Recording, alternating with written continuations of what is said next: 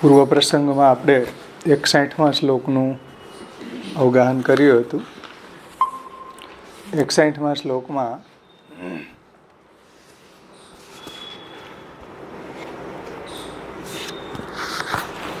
થોડું આપણે એનું રિવિઝન કરી લે.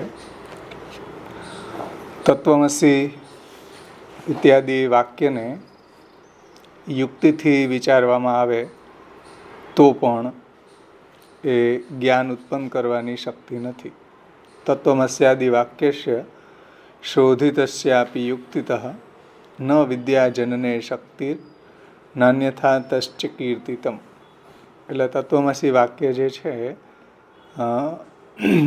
યુક્તિથી વિચારવામાં આવે તો પણ જ્ઞાન ઉત્પન્ન કરવાની શક્તિ નથી. તે અન્ય અર્થ એટલે કે જે મહાવાક્ય છે એમાં જળ જીવ વગેરેની બ્રહ્મરૂપતા દર્શાવવા માટે કહ્યું છે. બિંબ પ્રતિબિંબની એક વાક્યતા માટે તત્વમસી વાક્ય કહેલું નથી. એમાં શ્રી મહાપ્રભુજી પ્રકાશમાં આજ્ઞા કરે છે કે જીવ અને બ્રહ્મ તો એક જ છે, એ સર્વવાદીને સંમત છે. પરંતુ તત્વમસી વાક્યથી બિંબ પ્રતિબિંબનું જે એક્ય માનનારાઓ જે માયાવાદી છે એને શ્રી મહાપ્રભુજી કહે છે કે ભાઈ તત્વમસી વાક્ય છે એ મહાવાક્ય નથી. તમે એટલું તત્વમસી વાક્ય લઈને જે અર્થ કરો છો એ વાક્ય છે એ મહાવાક્ય છે. અને આ જે શ્વેતકેતુનું ઉપાખ્યાન છે એમાં એ 9 વાર એનો ઉપદેશ આવે છે. 9 વાર કહેલો એ મહા ઉપદેશને મહાવાક્ય કહેવામાં આવે છે. જે વિદ્યા એટલે કે જ્ઞાનને આપે છે તે મહાવાક્ય કહેવાય. એકલું તત્વમસી વાક્ય છે એ જ્ઞાનને ઉત્પન્ન કરવા શક્તિમાન નથી. તેથી મહાવાક્ય કહી શકાય નહીં. તત્વમસી વાક્ય જે છે એ શ્વેતકેતુ ઉપાખ્યાનમાં આવે છે. અને હે શ્વેતકેતુ, તે એવો ઉપદેશ એટલે કે એવું જ્ઞાન તે મેળવ્યું કે જે ન સાંભળેલું પણ સંભળાઈ જાય. એકમ વિજ્ઞાનેન સર્વમ વિજ્ઞાતમ સર્વ વિજ્ઞાનમ ભવતી. એકને જાણી લેવાથી બધું જ જણાઈ જાય. આવું તે કંઈ જાણ્યું છે? તો આ એક વિજ્ઞાનથી સર્વનું જ્ઞાન થાય છે. અને એ ત્યારે જ સંભવે કે જ્યારે જળ જીવ અંતર્યામી સર્વ એક બ્રહ્મરૂપ હોય. અને તે બ્રહ્મરૂપ સિદ્ધ કરવા જ આ ઉપદેશ કર્યો છે. જેમ સુવર્ણના પિંડ છે એ સુવર્ણના બનેલા જે આભૂષણો છે એ સુવર્ણના જ હોય છે. એ સુવર્ણનું જ્ઞાન થઈ જવાથી એના કાર્યભૂત જે બધા આભરણો છે એનું જ્ઞાન પણ થઈ જાય છે.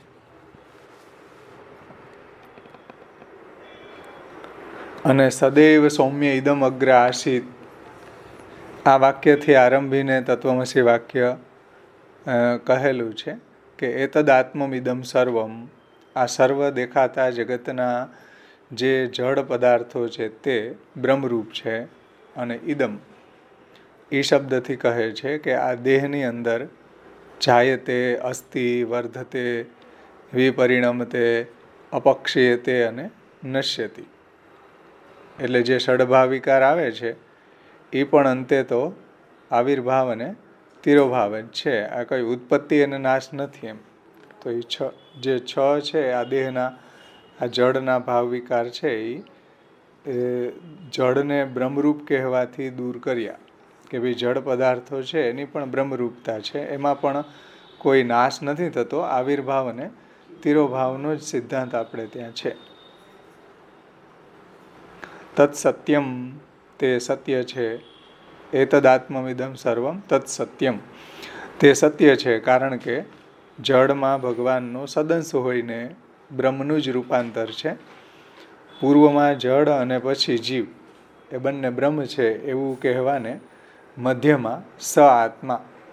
એતદાત્મમિદમ સર્વમ તત્ સત્યમ સ આત્મા. તો સ આત્મા સ એટલે ભગવાન, તે સર્વના આત્મા છે. જેમ સુવર્ણના બનેલા ઘરેણાઓ છે એની આત્મા સુવર્ણ છે, એવી રીતના જગતના જેટલા બી પદાર્થો છે એની બધાની આત્મા ભગવાન છે. એટલે સ આત્મા એ સર્વના આત્મા છે. જેમ કળા કુંડલનો આત્મા મૂળ રૂપ સુવર્ણ છે, એમ સર્વના આત્મા રૂપ બ્રહ્મ છે, તેથી એ સત્ય છે.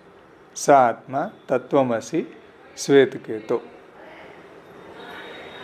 આ સિદ્ધાંતમાં તો બ્રહ્મવાદી કહે છે કે સુવર્ણના અંશ તે સુવર્ણ જ હોય છે, તેમ જગત બ્રહ્મના સદંશ રૂપ છે, માટે બ્રહ્મરૂપ છે, અને જીવ જે છે એ બ્રહ્મનો અંશ છે, એ પણ બ્રહ્મરૂપ છે.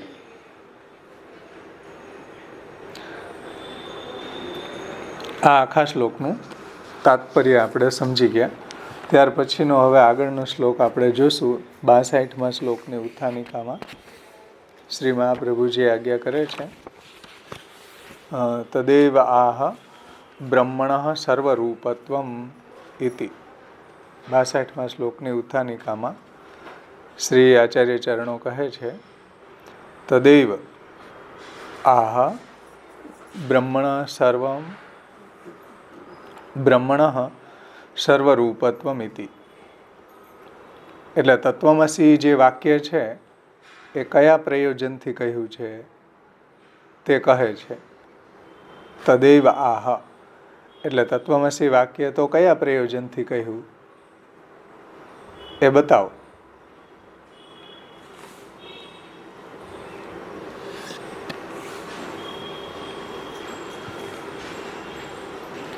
તો શ્રી મહાપ્રભુજી એનો ખુલાસો કરે છે કે ભાઈ તત્વમસી વાક્ય જે ઉપનિષદમાં કહ્યું છે એ કયા દ્રષ્ટિકોણથી કહ્યું છે એ તમે સાંભળો. બ્રહ્મણ સર્વરૂપત્વમ અવયુજ્ય નિરૂપિતમ અલૌકિકમ તત્પ્રમેયન ન યુક્તા પ્રતિપદ્યતે. તો બ્રહ્મણ સર્વરૂપત્વમ અવયુજ્ય નિરૂપિતમ, આપણે એનો અન્વય જોઈ લે.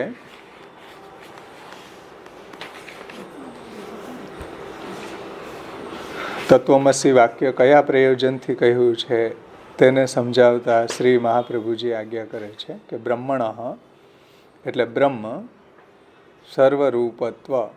સર્વરૂપત્વમ એટલે જડ જીવ અંતર્યામી રૂપ હોવાથી. બ્રહ્મણ બ્રહ્મ સર્વરૂપત્વાત, સર્વરૂપત્વમ એટલે જડ જીવ અંતર્યામી રૂપ હોવાથી અવયુજ્ય, અવયુજ્ય એટલે પૃથકત્વ, અવયુજ્ય એટલે જડ જીવ વગેરેના વિભાગપૂર્વક, જડ જીવ વગેરેનું જે પૃથકત્વ અવયુજ્ય નિરૂપિતમ કહેવામાં આવ્યું છે, નિરૂપણ કરવામાં આવ્યું છે. આખું મહાવાક્ય જે છે કયા દ્રષ્ટિકોણથી કહેવામાં આવ્યું છે કે બ્રહ્મણ બ્રહ્મ જડ જીવ અંતર્યામી રૂપ હોવાથી જડ જીવ વગેરેના વિભાગપૂર્વક આખું મહાવાક્ય કહેવામાં આવ્યું છે. તેમાં યુક્ત્યા, તેમાં યુક્ત્યા એટલે યુક્તિ વડે ન પ્રતિપદ્યતે, સિદ્ધ થતું નથી. તેમાં યુક્ત્યા એટલે ભાગત્યાગ લક્ષણા આવી યુક્તિ વડે ન પ્રતિપદ્યતે એટલે સિદ્ધ થતું નથી.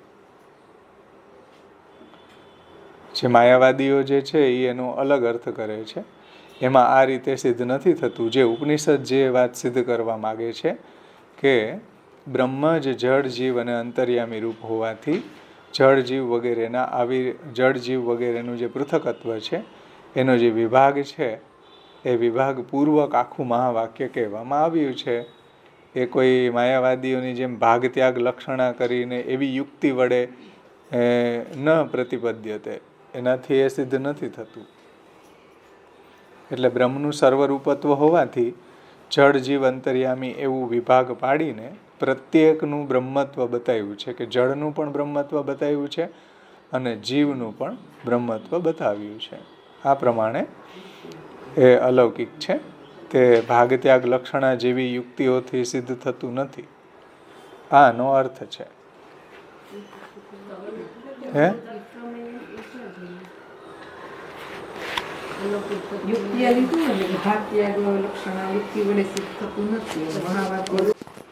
હા, અલૌકિકમ તત્પ્રમેયમ, એટલે આ પ્રમેય અલૌકિક છે.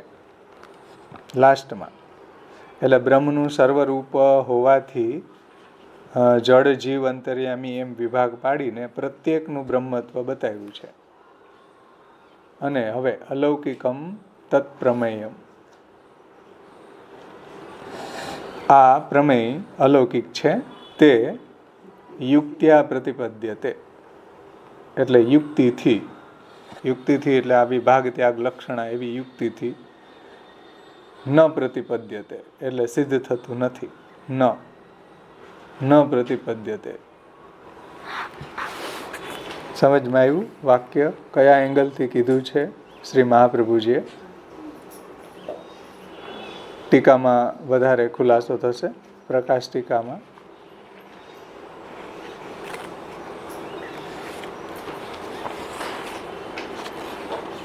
વ્રજભાષામાંથી આપણે લઈ લે.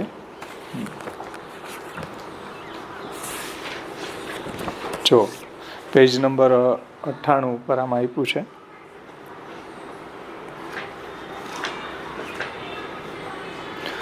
जड़ जीव दो पदार्थ परस्पर विलक्षण है, એ જતાવે કે અર્થ, એટલે બંને પૃથક છે. જળ અને જીવ, जड़ जीव दो पदार्थ परस्पर विलक्षण है, परस्पर पृथक है, ये जतावे के अर्थ वेद में जड़ जीव को अलग अलग दिखाए. વેદની અંદર જળ અને જીવને અલગ અલગ બતાવવામાં આવ્યા છે. પરંતુ પરસ્પર જળ જીવ ભિન્ન હૈ તથાપિ બ્રહ્મ સો ભિન્ન નહીં હૈ, એટલે પરસ્પર ભિન્ન છે પરંતુ બ્રહ્મથી ભિન્ન નથી, બ્રહ્મથી અભિન્ન છે. કેમ કે બ્રહ્મ જ જળ રૂપે બનેલા છે અને બ્રહ્મ જ જીવ રૂપે બન્યા છે. એટલે જળ અને જીવ પરસ્પર જુદા છે, પરંતુ બ્રહ્મની દૃષ્ટિથી જોઈએ તો બધું બ્રહ્માત્મક છે. जड़ और जीव को अलग अलग दिखाए परंतु परस्पर जड़ जीव भिन्न है तथापि ब्रह्म सो भिन्न नहीं है, ये जतावे के अर्थ जीव की ब्रह्मात्मकता दिखाई है. અને આ બતાવવા માટે એમાં તત્વમસી વાક્યમાં જીવની ब्रह्मात्मकता बतावी છે. संपूर्ण वाक्य तो ब्रह्म की सर्वरूपता सिद्ध करवे के अर्थ वेद में निरूपण कियो है.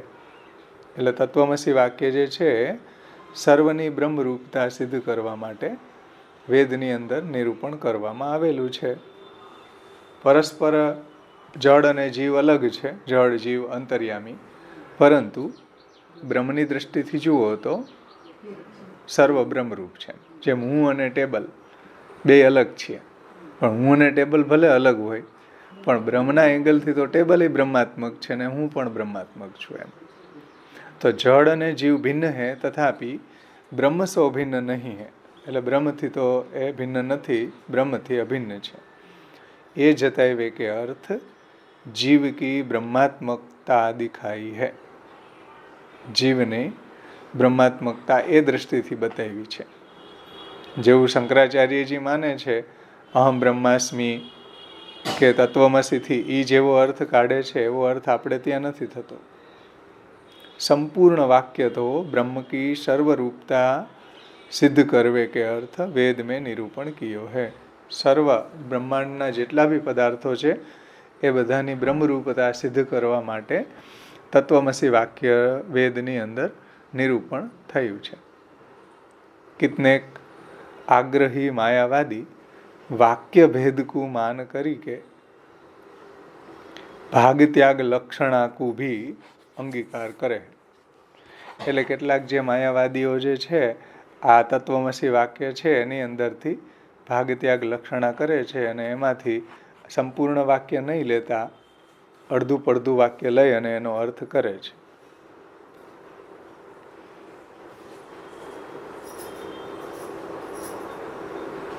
कितनेक आग्रही मायावादी वाक्य भेद को मान करी के भाग त्याग लक्षणा को भी अंगीकार करी के तथा शब्द को साक्षात ज्ञान कराए वारो मान करके तत्वमसी इतने से वाक्य को साक्षात ब्रह्म को अनुभव कराए वारो माने हैं.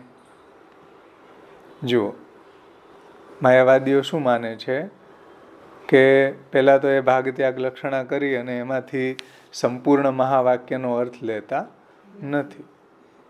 અને શબ્દકુ અને બીજું તત્વમસી જે વાક્ય છે એ શબ્દ માત્રના જ્ઞાનથી સાધકને બ્રહ્મ જ્ઞાન સિદ્ધ થઈ જાય છે એવું એ માને છે.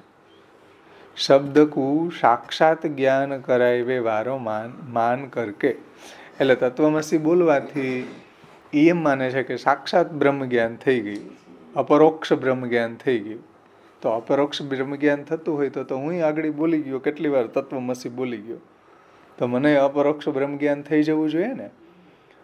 તો અપરોક્ષ બ્રહ્મ જ્ઞાન તો થતું નથી, સાક્ષાત્કારી બ્રહ્મ જ્ઞાન તો થતું નથી, કેવલ શાબ્દિક જ્ઞાન થાય છે.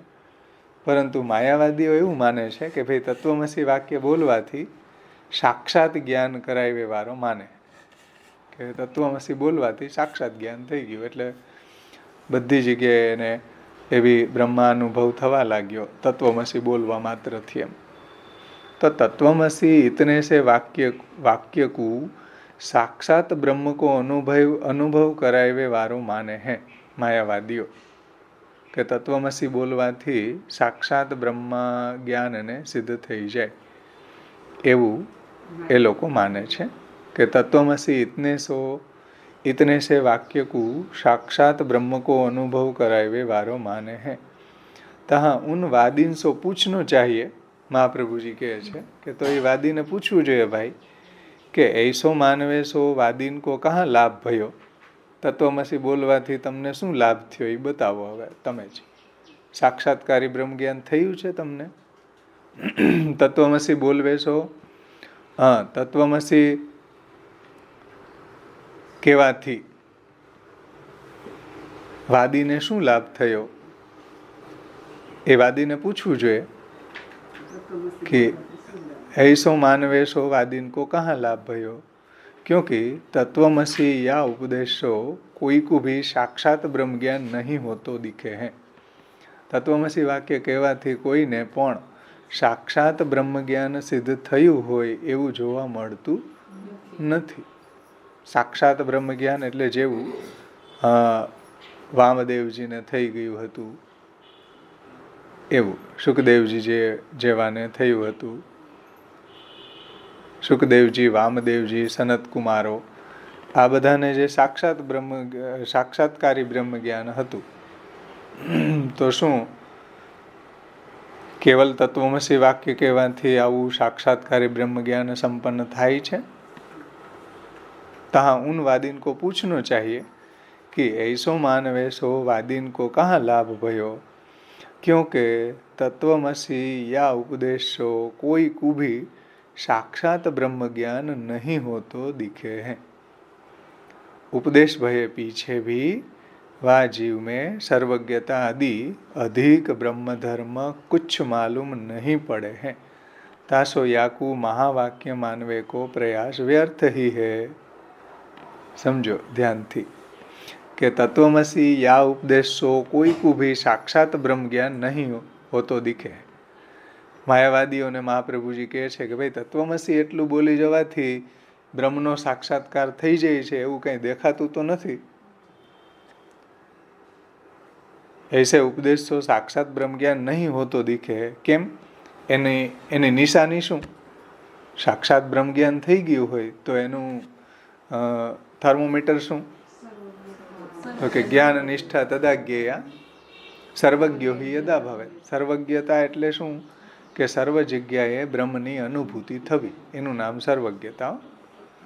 સર્વજ્ઞતાનો મતલબ શું? અપરોક્ષ બ્રહ્મની અનુભૂતિ થવી, બધી જગ્યાએ બ્રહ્માનુભવ થવો, બ્રહ્મનો સાક્ષાત્કાર થવો, એનું નામ સર્વજ્ઞતા છે. આપણે ઉપોદ્ઘાત પ્રકરણમાં જોયું હતું, કર્મનિષ્ઠા તદા જ્ઞેયા યદા ચિત્તમ પ્રસિદતિ જ્ઞાનનિષ્ઠા તદા જ્ઞેયા સર્વજ્ઞો હિ યદા ભવે. ભક્તિનિષ્ઠા તદા જ્ઞેયા યદા કૃષ્ણમ પ્રસિદતિ. તો જુઓ, આવો જો તત્વમસી વાક્ય બોલવાથી સર્વજ્ઞતા પ્રાપ્ત થવી જોઈએ, તો जीव में सर्वज्ञता आदि अधिक ब्रह्म धर्म कुछ मालूम नहीं पड़े है, પરંતુ તમારા જે મત છે એની અંદર તત્વમસી બોલવાથી કે કોઈને પણ તત્વમસી કેવલ બોલવા માત્રથી સર્વજ્ઞતા પ્રાપ્ત થતી નથી. એમ તાસો યાકુ મહાવાક્ય માનવે કો પ્રયાસ વ્યર્થ હૈ. એટલા માટે તમારા મતમાં કેવલ આટલા તત્વમસી વાક્યને મહાવાક્ય માનવું એ યોગ્ય નથી, એ વ્યર્થ જ છે. તમારા મતમાં કેવલ તત્વમસી વાક્યને મહાવાક્ય માનવું એ વ્યર્થ જ છે.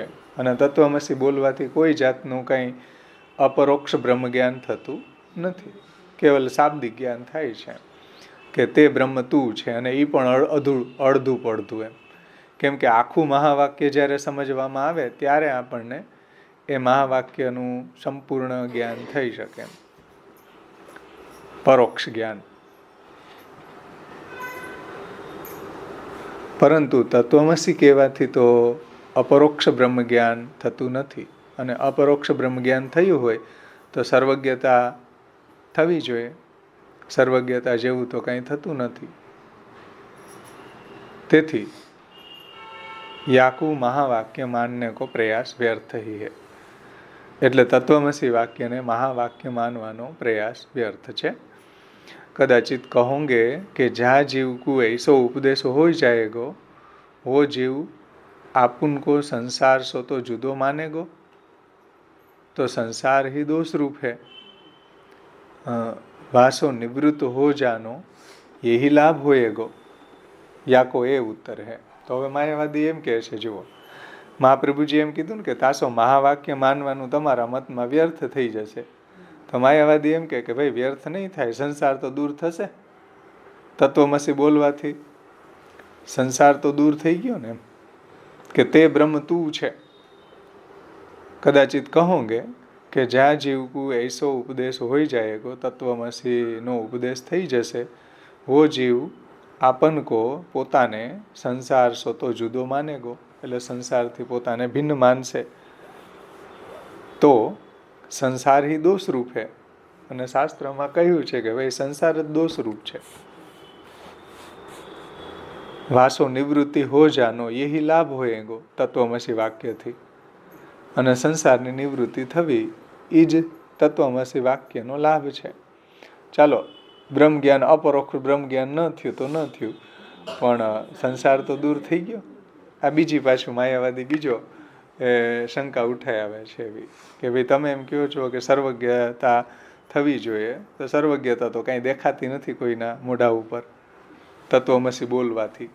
તો માયાવાદી એમ કહે છે કે ના, ન દેખાય કાંઈ નહીં, ચાલો સંસાર તો દૂર થયો, તો અને સંસાર જ દોષરૂપ માનવામાં આવ્યો છે. બાકી નિવૃત્તિ હો જાનો યહી લાભ ભયો તત્વમસી વાક્યથી. तो श्री महाप्रभु जी कहे छे कि याको ये उत्तर है कि संसार सो निवृत्ति तो सांख्य शास्त्र द्वारा भी होई सके है भाई. एना माटे आ तत्वमसी वाक्य ने आवु भागत्याग लक्षणा करवी ने પછી સંપૂર્ણ વાક્યને ન સ્વીકારવું ને આવું બધું કરવું, એના કરતાં સંસાર જ જો દૂર કરવો હોય તો જાઓ ભાઈ, સાંખ્ય શાસ્ત્ર છે, નિત્યાનિત્ય વસ્તુ વિવેક, એનાથી નહીં સંસાર તો દૂર થઈ જશે. એના માટે આવી ભાગત્યાગ લક્ષણા કરી અને આવા અવળા અર્થ કરવા તત્વમસી વાક્યના એ યોગ્ય નથી. શ્રી મહાપ્રભુજી કહ્યું એનો જવાબ કે યાકો એ ઉત્તર હૈ કે સંસાર સો નિવૃત્તિ તો सांख्य शास्त्र द्वारा भी हो सके हैं, क्योंकि सांख्य में भी सब देहादि पदार्थंसो आत्मा को अलग मान्यो है नित्यानित्य वस्तु विवेक. सांख्य શાસ્ત્રમાં આપણે જોયું હતું ને બાલબોધમાં કે સાંખ્ય શાસ્ત્રમાં સબ દેહાદિ, આ બધા દેહ વગેરે પદાર્થો છે જગતના, એ બધા કેવા છે તો કે અનિત્ય છે અને આત્મા જે છે એ નિત્ય છે. તો નિત્ય અનિત્ય વસ્તુ વિવેક, જે અનિત્ય છે એને છોડવું જોઈએ, આત્મા છે એ નિત્ય છે, સમજો, આનું જ્ઞાન કરવું જોઈએ, આનું જ્ઞાન થવું જોઈએ. તો નિત્ય અને અનિત્ય વસ્તુનું જ્ઞાન થાય તો એ સંસાર છૂટી જાય કે ભાઈ સંસાર છે એ અનિત્ય છે, આત્મા જ નિત્ય છે. તો આવી રીતના તમે તત્વમસી વાક્યના આવા ખોટા અર્થ કરો એના કરતાં સંસારને દૂર કરવા માટે, તો સંસારને દૂર કરવા માટે તો સાંખ્ય શાસ્ત્ર પર્યાપ્ત છે. અહંતા મમતા નાશે સર્વથા નિરહંકૃતો સ્વરૂપસ્થો યદા જીવ કૃતાર્થ નિગદ્યતે. બાલબોધમાં મહાપ્રભુજીએ કહ્યું क्योंकि सांख्य में भी सब देहादिक पदार्थंसो आत्मा को अलग मान्यो है तासो प्रकरण भेद मान के याकू महावाक्य मानवे को तुम्हारो श्रम वृथा ही है. એટલા માટે આવું પ્રકરણ ભેદ માનીને યાકુ એટલે તત્વમસી વાક્યને મહાવાક્ય માનવે કો તમારો એટલે માયાવાદીઓનો શ્રમ વૃથા છે, ખોટે ખોટો શ્રમ તમે કરો છો. વાક્ય ભેદ એટલે શું કે આ બ્રહ્મ પ્રકરણ ચાલી રહ્યું છે, ધ્યાનથી સમજો. પ્રકરણ ભેદ તાસો પ્રકરણ ભેદ માન કે, એટલે માયાવાદીઓ જે છે એ પ્રકરણ ભેદ માનીને આવા ખોટો અર્થ કરે છે. તો પ્રકરણ ભેદ એટલે શું કે આ જે તત્વમસી વાક્ય આવી રહ્યું છે તો ત્યાં બ્રહ્મ પ્રકરણ છે, જીવ પ્રકરણ નથી. સર્વની બ્રહ્મરૂપતા જણાવી છે. પ્રકરણ ભેદ એટલે જ્યાં આ તત્વમસી વાક્ય આવી રહ્યું છે એ પ્રકરણ કયું છે તો કે બ્રહ્મ પ્રકરણ છે, જીવ પ્રકરણ નથી.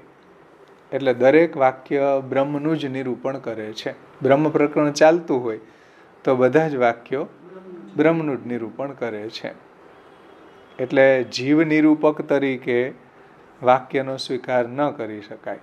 એટલે જીવનું નિરૂપણ કરે છે એ રીતે વાક્યનો સ્વીકાર ન કરી શકાય. જીવ નિરૂપક તરીકે વાક્યનો સ્વીકાર ન કરી શકાય. કેમ કે વાદીને જીવ અને બ્રહ્મનું એક્ય સિદ્ધ કરવું છે. આ તત્વમસી વાક્યથી માયાવાદીને શું સિદ્ધ કરવું છે? જીવ અને બ્રહ્મનું એક્ય. અહમ બ્રહ્માસ્મિ તત્વમસી દશકમ ત્વમસી ન્યાય, એ પ્રમાણે એને જીવ અને બ્રહ્મનું એક્ય સિદ્ધ કરવું છે. હકીકતમાં તત્વમસી વાક્ય જે છે એ બ્રહ્મ પ્રકરણની અંદર છે, જીવ પ્રકરણની અંદર નથી. એટલે દરેક વાક્ય છે બ્રહ્મ પ્રકરણનું એ બ્રહ્મનું જ નિરૂપણ કરે છે. જીવ નિરૂપક તરીકે વાક્યનો સ્વીકાર ન કરી શકાય, જે માયાવાદીઓ માને છે. તો વાદીને જીવ અને બ્રહ્મનું એક્ય સિદ્ધ કરવું છે. તેથી વાદી કહે છે કે ભાઈ અહીંથી જીવ પ્રકરણ શરૂ થાય છે એમ માની લ્યો. તો મહાપ્રભુજી એમ કે ના, તાસો પ્રકરણ ભેદ માની કે, તો આવો પ્રકરણ ભેદ અહીંયા માનવો જોઈએ નહીં. સમજમાં આવ્યું?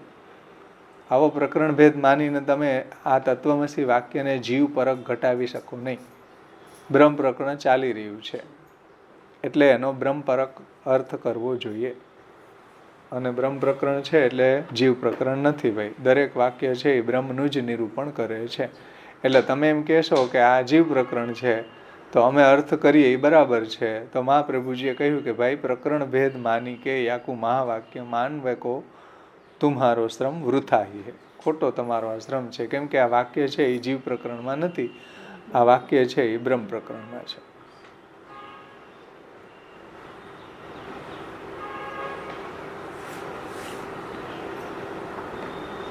ખાલી કીધું ને કે સંસાર જીવનો સંસાર નિવૃત્ત થશે તત્વમસી બોલવાથી, એનો ઉત્તર આપ્યો ને મહાપ્રભુજી કે પ્રકરણ ભેદ. હા, એટલે નહીં, એને તો ઉપર આપી દીધો ને કે ભાઈ તમારે સંસાર જ દૂર કરવો હોય તો સાંખ્ય શાસ્ત્ર છે સફિશિયન્ટ છે, સાંખ્ય શાસ્ત્રથી મળી જાય. क्योंकि सांख्य में भी सब देहादि पदार्थन सो आत्मा को अलग मान्यो है. એટલે નિત્યાનિત્ય વસ્તુ વિવેક. એટલે જે સંસારને જો દૂર કરવો હોય તો સાંખ્ય પર્યાપ્ત છે. અને તેથી પ્રકરણ ભેદ પછી તમે એમ કહો કે ના ના તત્વમસી વાક્ય છે ને એ જીવ પ્રકરણમાં છે, તો મહાપ્રભુજી કહે છે કે આવો પ્રકરણ ભેદ પણ કરી શકાય નહીં, કેમ કે તત્વમસી વાક્ય છે એ જીવ પ્રકરણમાં નથી, બ્રહ્મ પ્રકરણમાં છે. અને બ્રહ્મ પ્રકરણમાં એ દરેક વાક્ય બ્રહ્મનું જ નિરૂપણ કરે છે. સમજાણું ને? એટલે તત્વમસી એતદાત્મમિદમ સર્વમ તત્સત્યમ સ આત્મા તત્વમસી શ્વેત કેતો, એનાથી આ આખું બ્રહ્મ પ્રકરણમાં છે અને બધા જ વાક્યો બ્રહ્મનું જ નિરૂપણ કરે છે. એ વાત અહીંયા મહાપ્રભુજી સમજાવે છે. એટલે તમે જે આનો અર્થ કરી રહ્યા છો માયાવાદીઓ કે બ્રહ્મ અને જીવનું ઐક્ય બતાવવું, એવું અહીંયા તાત્પર્ય નથી. બ્રહ્મ અને જીવનું ઐક્ય બતાવવાનું તાત્પર્ય નથી. તો કે ભાઈ બે વિલક્ષણ છે, જડ અને જીવ જે છે એ બંને પણ વિલક્ષણ છે. અને વેદની અંદર જે જડ જીવ અલગ અલગ વર્ણન એનું કરેલું છે, પણ બ્રહ્મથી અભિન્ન છે. જડ અને જીવ બ્રહ્મથી ભિન્ન નથી, બ્રહ્મથી એ અભિન્ન છે.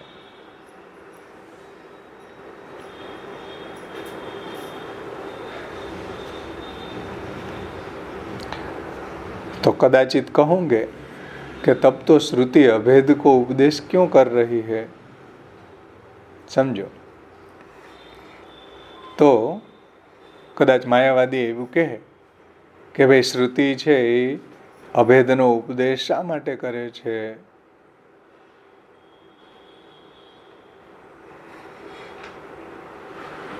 તમે આ બધું જડ જીવ અલગ અલગ છે એવું કહી રહ્યા છો એમ, તો श्रुति છે ये अभेदनो उपदेश क्यों कर रही है. ताको ये उत्तर है कि जैसे तत्वमसी ये श्रुति अभेद को उपदेश कर रही है, तैसे तपसा ब्रह्म विजिज्ञासस्व तैतरी उपनिषद, પછી ધાતુઃ પ્રસાદાત મહિમાન મિશન મહાનારાયણ ઉપનિષદ 10 इत्यादि श्रुति तपश्चर्या तथा भगवद कृपा आदिशो ब्रह्म जान्यो जावे हैं, ये भी तो कही रही है. तासो सब श्रुति की एक वाक्यता करवेशो ये बात सिद्ध होवे है कि ब्रह्म को स्वरूप लौकिक युक्ति सो नहीं जान्यो जावे हैं, क्योंकि ब्रह्म तो वेद सो ही जान्यो जावे हैं.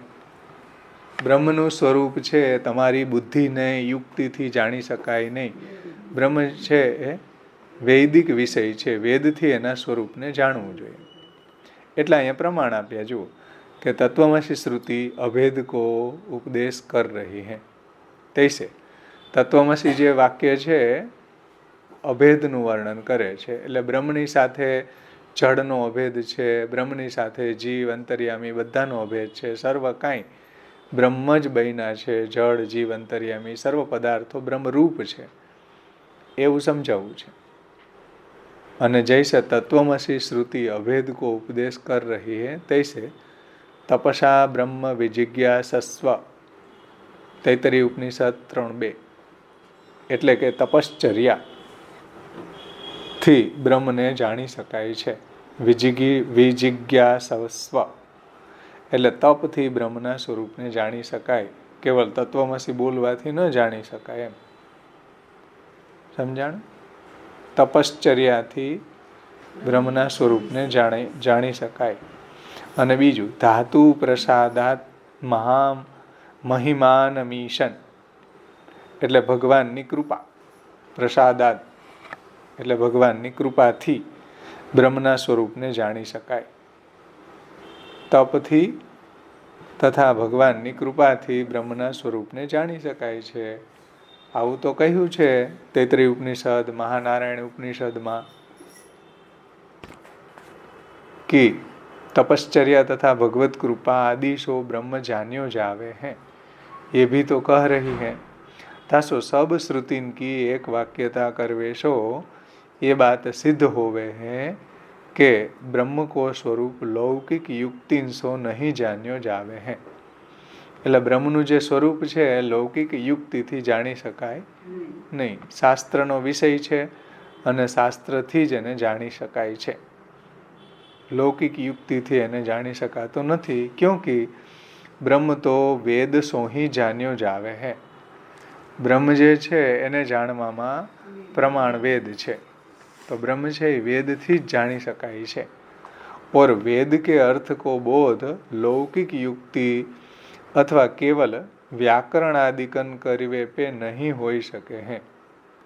અને વેદનો અર્થ જે છે એ કોઈ લૌકિક યુક્તિથી એને આપણે સમજી શકીએ નહીં. વેદ કે અર્થ કો બોધ લૌકિક યુક્તિ અથવા કેવલ વ્યાકરણાદિકન કરી કે નહીં હોઈ શકે હે. કેવલ યુક્તિથી કે કેવલ વ્યાકરણથી વેદનું તાત્પર્ય સમજમાં ન આવે, વેદનો અર્થ સમજમાં ન આવે. વેદાર્થ जानवे के उपाय अन्य हूँ है उनको निरूपण आगे के श्लोक में करेंगे. એટલે વેદાર્થ જાણવાના બીજા પણ ઉપાયો છે એનું વર્ણન આગળના શ્લોકમાં કરી રહ્યા છે, 63મા શ્લોકમાં.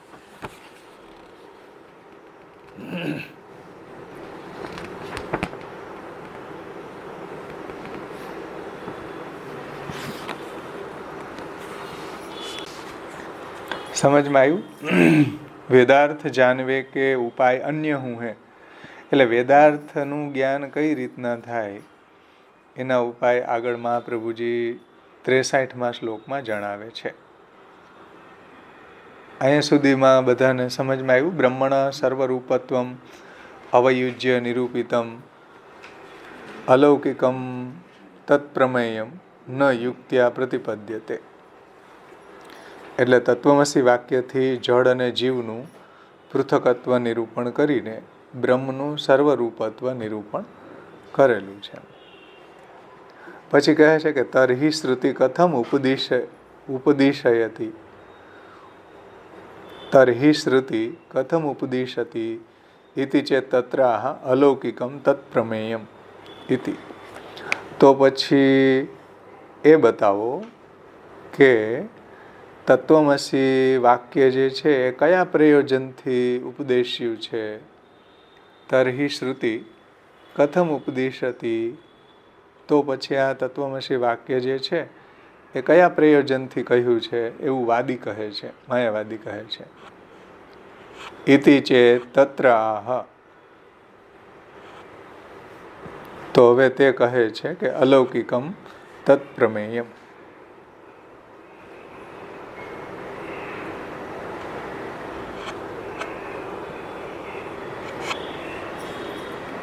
અલૌકિકમ તત્પ્રમેયમ ન યુક્ત્યા પ્રતિપદ્યતે.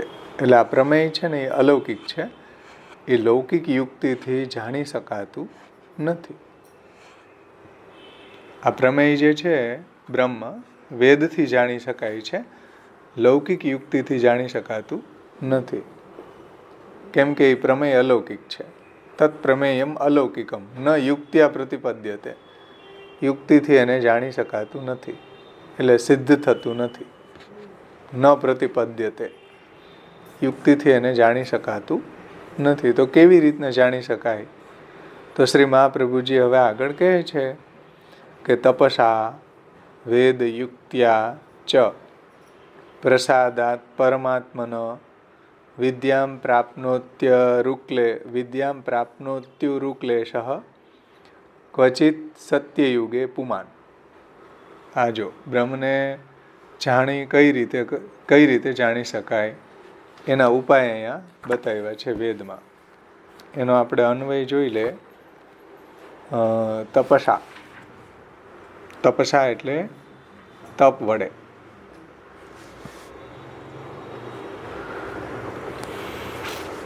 તપસા એટલે તપ વડે.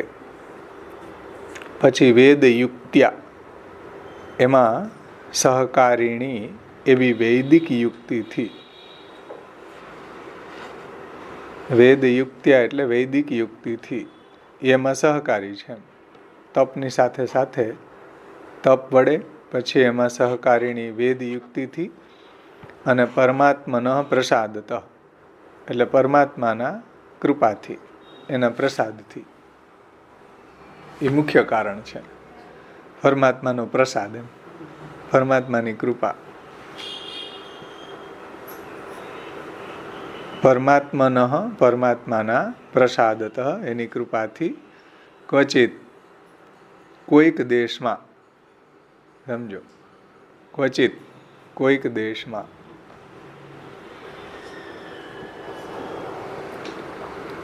અને સત્યયુગે પુમાન, અને સત્યયુગ જેવા સારા કાલમાં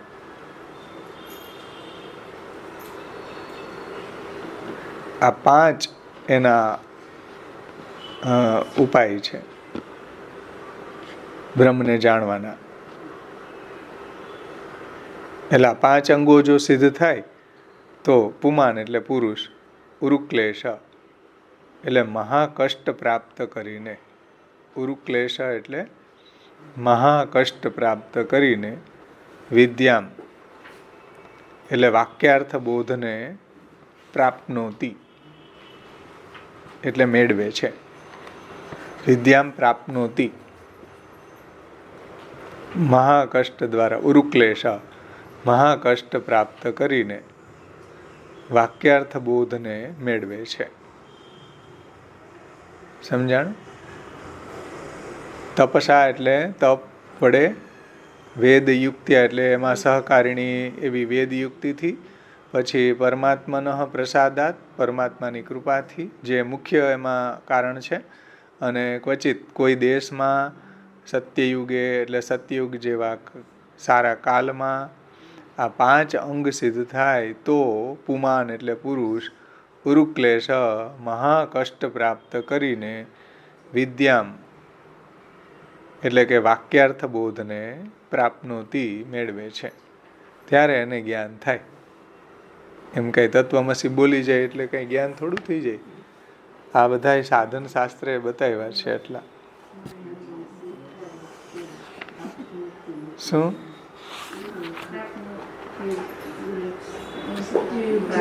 પ્રાપ્નોતિ, જો એમાં એવી સંધિ છે, પ્રાપ્નોતિ ઉરુક્લેશ. ઉરુક્લેશ, ઉરુક્લેશ એટલે મહાકષ્ટ પ્રાપ્ત કરીને, મહાકષ્ટથી. અને પ્રાપ્નોતિ એટલે મેળવે છે. આવું જ્ઞાન, આવી વિદ્યા મેળવે છે.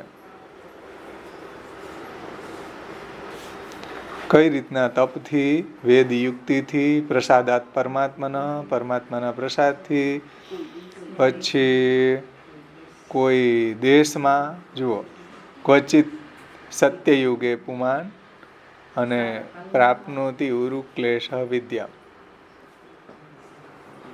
ક્વચિત, ક્વચિત જે લાસ્ટમાં આપ્યું ને,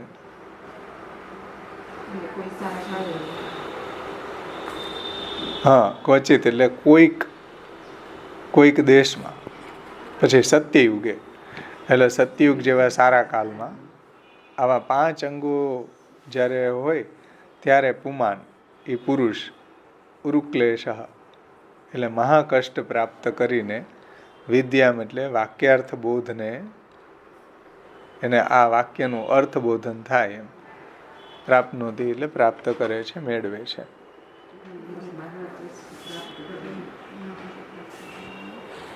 બોલો, એટલું ક્લિષ્ટ છે એમ કઈ થોડું તત્વમસી બોલવાથી મળી જાય.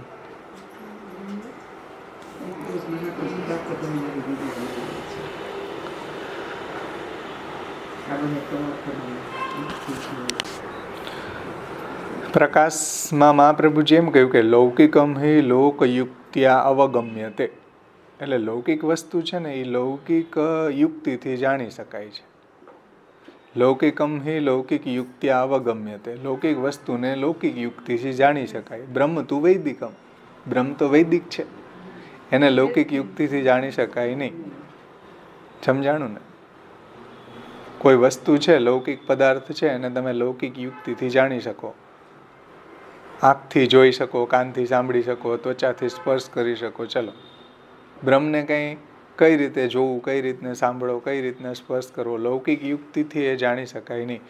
બ્રહ્મ તું વૈદિકમ, બ્રહ્મ જે છે વેદનો વિષય છે, વૈદિક છે. તેથી વેદ પ્રતિપાદિત અર્થબોધો ન શબ્દ સાધારણ વિદ્યયા ભવતી કિંતુ અન્યત સાધનમ અસ્તિ ઇતિ આહ તપસા ઇતિ. એટલે બ્રહ્મ જે છે ને એ વૈદિક છે, બ્રહ્મ તું વૈદિકમ, અને તેથી વેદ પ્રતિપાદિત બ્રહ્મનું જ્ઞાન શબ્દના સાધારણ પ્રકારથી થતું નથી. શબ્દ સાધારણ વિદ્યયા ભવતી ન વેદ પ્રતિપાદિત અર્થબોધો, એટલે વેદ પ્રતિપાદિત બ્રહ્મ જે છે એનું જ્ઞાન શબ્દના સાધારણ પ્રકારથી થતું નથી. કિંતુ અન્યત સાધનમ અસ્તિ,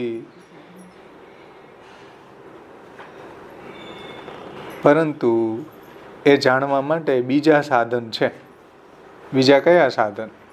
તો કે તપસા વેદયુક્ત્યા ચ પ્રસાદાત પરમાત્મન. એટલે લૌકિક વસ્તુ જાણવા માટે લૌકિક યુક્તિ કે લૌકિક ઇન્સ્ટ્રુમેન્ટ એમાં કામ આવે. બ્રહ્મ જાણવા માટે વૈદિક જે યુક્તિ છે કે વૈદિક જે પ્રમાણો છે એનાથી પ્રતિપાદિત બ્રહ્મનું જ્ઞાન છે એ જાણી શકાય.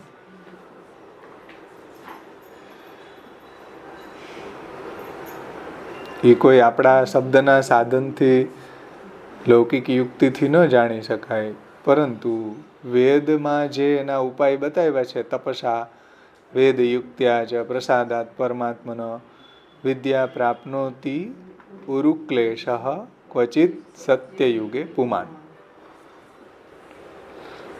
હવે આપણે એને વ્રજભાષામાંથી જોઈએ, અર્થ બધાને સમજાઈ ગયો હશે.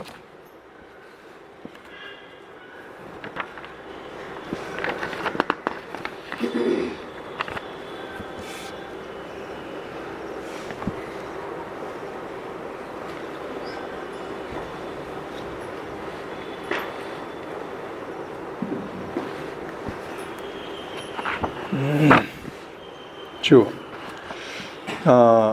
ક્વચિત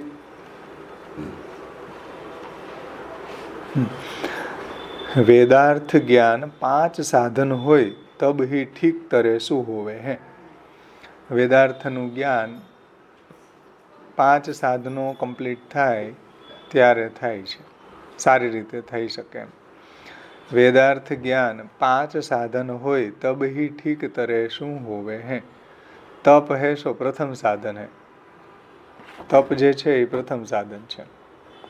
તપસા બ્રહ્મ વિજિજ્ઞાસ્વ, એટલે તપથી બ્રહ્મને જાણવું. તપ એમાં પૂર્વાંગ છે, સમજાણું? જેમ સૃષ્ટિ રચવાની બ્રહ્માજીને આજ્ઞા કરીને બ્રહ્માજીને એમાં કંઈ સમજ ન આવી અને સૃષ્ટિ રચી શકવા માટે એ સમર્થ ન થયા, એટલે ભગવાને કહ્યું તપ કરો. તો તપ જે છે ને એમાં પ્રથમ સાધન છે. તપથી બ્રહ્મને જાણવું, તપ એમાં પૂર્વાંગ છે. તપસા, સમજાણું? પ્રથમ તપ સાધન છે. દ્વિતીય સાધન वेद में ब्रह्म ज्ञान करवे के अर्थ युक्ति लिखी है, उन युक्ति सो ज्ञान होना चाहिए. અને બીજું છે યુક્તિ, એટલે વૈદિક યુક્તિ. વેદની અંદર જે યુક્તિઓ લખવામાં આવી છે એનાથી બ્રહ્મનું જ્ઞાન થાય છે. તો વેદની અંદર શું યુક્તિઓ લખી છે? તો વેદની અંદર યુક્તિ શું? તો કે શ્વેતકેતુ ઉપાખ્યાનની અંદર ઉદુંબરનું ફળ લાવવાનું કહે, ઉંબરાનું ફળ લઈ આવવાનું કહે. જે ટેટા હોય ને, આપણે ગુજરાતી ભાષામાં કહીએ તો એ ઉદુંબર જે છે એને ટેટાને લાવે, પછી એને તોડ, તો એને તોડી નાખીને એમાંથી ઝીણા ઝીણા બી નીકળે. હવે જો એમાં આવડું મોટું વિશાળ વૃક્ષ છે, એક અવડા બીમાં, કીડીને ટાંગા જેવડા બીમાં અવડું ઉદુંબરનું વૃક્ષ થઈ જાય આખું, અવડું વિશાળ વડ છે વગેરે ઉપનિષદની અંદર યુક્તિઓ બતાવી છે. તે બ્રહ્મ જ્ઞાન થવામાં સહકારિણી છે. કે જો આ બીની અંદર આખું વૃક્ષ સમાયેલું છે, એવી યુક્તિ ત્યાં આપી છે. સમજાવું? ઉદુંબરનો વૃક્ષનું એક્ઝામ્પલ આપ્યું છે. પછી એનું જે નાનું બીજ હોય હે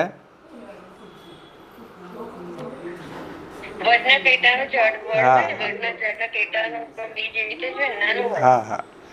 પછી એમાં જુઓ કે આટલું નાનું બીજ છે એના અંદર આટલું વિશાળ વૃક્ષ છે.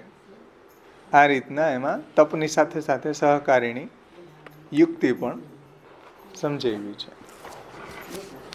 તપ પણ આપ્યું છે. પંચદશાહા નિમાશી અને તપસા બ્રહ્મ વિજિજ્ઞાસસ્વ એ શ્રુતિઓમાં તપ કહેલું છે તે પૂર્વાંગ છે. અને વેદ યુક્તિ એટલે શ્વેતકેતુના ઉપાખ્યાનમાં ન્યગ્રોધ ફલમાહર એટલે ન્યગ્રોધનું ફળ લાવવાનું કહે છે. પછી એમાં ઝીણા ઝીણા જે બીજ છે એ જોએ અને કહ્યું એના પિતાએ કે જો આમાં મોટું વૃક્ષ છુપાયેલું છે. એટલે ન્યગ્રોધ ફલમાહર ઇત્યાદિ વડે કહેલી છે યુક્તિ. સમજાણું?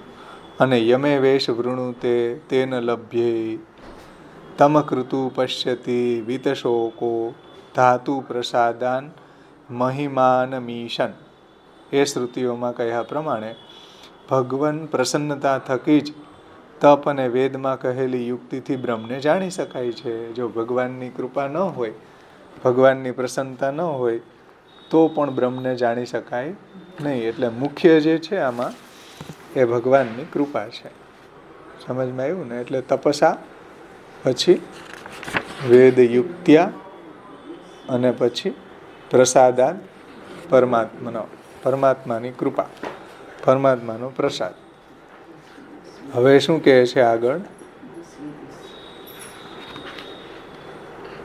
द्वितीय साधन ब्रह्म में वेद में ब्रह्म ज्ञान कराए में युक्ति लिखी है. उन युक्ति को ज्ञान होना चाहिए. तीसरो साधन भगवत कृपा होनी चाहिए. ये मुख्य कारण है. ત્રીજું સાધન શું છે? ભગવાનનો અનુગ્રહ. એ શ્રુતિમાં કઈ રીતના આપ્યો છે? તો કે યમે વેશ વૃણુતે તેન લભ્યૈ તસ્ય સાત્મા વિવૃણુતે તનુ સ્વામ. તો પ્રભુ જેની ઉપર કૃપા કરે એ જે એના સ્વરૂપને જાણી શકે. એટલે પ્રભુની કૃપા છે એ મુખ્ય કારણ છે. અને ચોથું છે, ચતુર્થ સાધન છે દેશ. દેશ અચ્છો હોનો ચાહીએ. સમજો, દેશ શુદ્ધ હોવો જોઈએ. સમજાણું ને?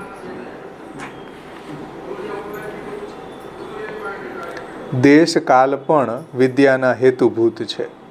કોઈ દેશમાં સત્યયુગમાં પંચાંગ સંપત્તિથી વિદ્યા પ્રાપ્ત થાય છે, જે આવરણ ભંગમાં આપ્યું છે. પછી જુઓ, કોઈ દેશ ઉત્તમ દેશ હોવો જોઈએ. ચતુર્થ સાધન છે ઉત્તમ દેશ. देश अच्छो होना चाहिए. पांचवो साधन है काल. काल अच्छो होना चाहिए, जैसे सत्ययुग. समझाणु ने? जैसे सत्ययुग. यह प्रकार 5 अंग जब मिल जावे तब वेद वाक्यन को अर्थ जान्यो जावे है. आ 5 अंगो कम्प्लीट थाय तो वेद वाक्योनो अर्थ सारी रीते समझ में आवे. केवल तत्वमसि बोली जवाथी कई समझ में न आवी जाय. समझ में आव्યું કે ન સમજ में આવ્યું?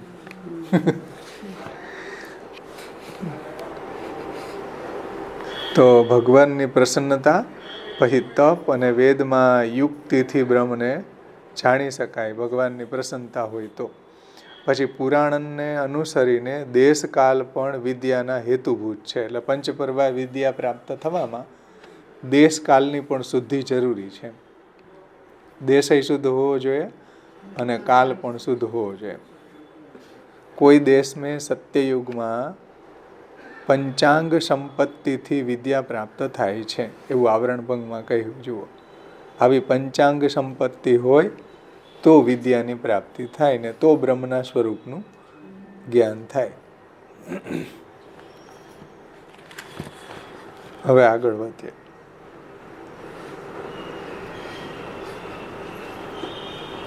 આમાં દેશની જગ્યાએ કોઈ દેશ વિશેષ, એટલે જેમ કે જ્ઞાન પ્રાપ્ત થવા માટે શ્રી ગંગાજીનું તટનું સેવન કરવું.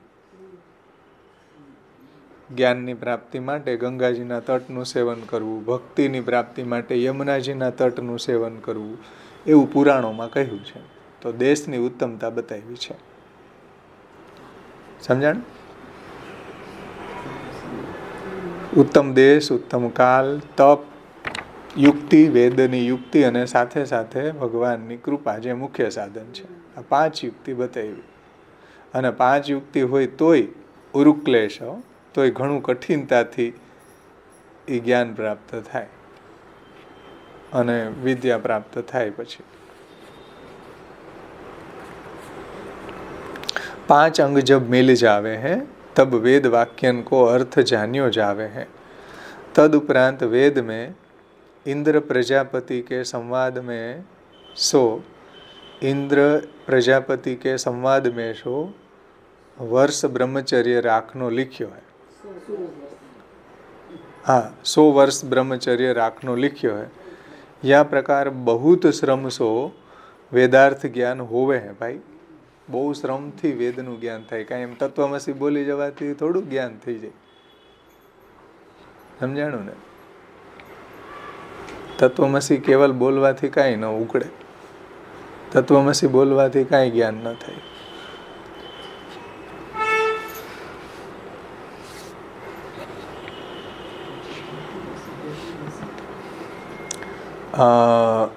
આત્મવિદ્યા જે છે એના માટેનો ઉપનિષદમાં પ્રસંગ આપેલો છે ત્યાં વેદમાં, કે એક વખત ઇન્દ્ર અને વિરોચન. વિરોચન એટલે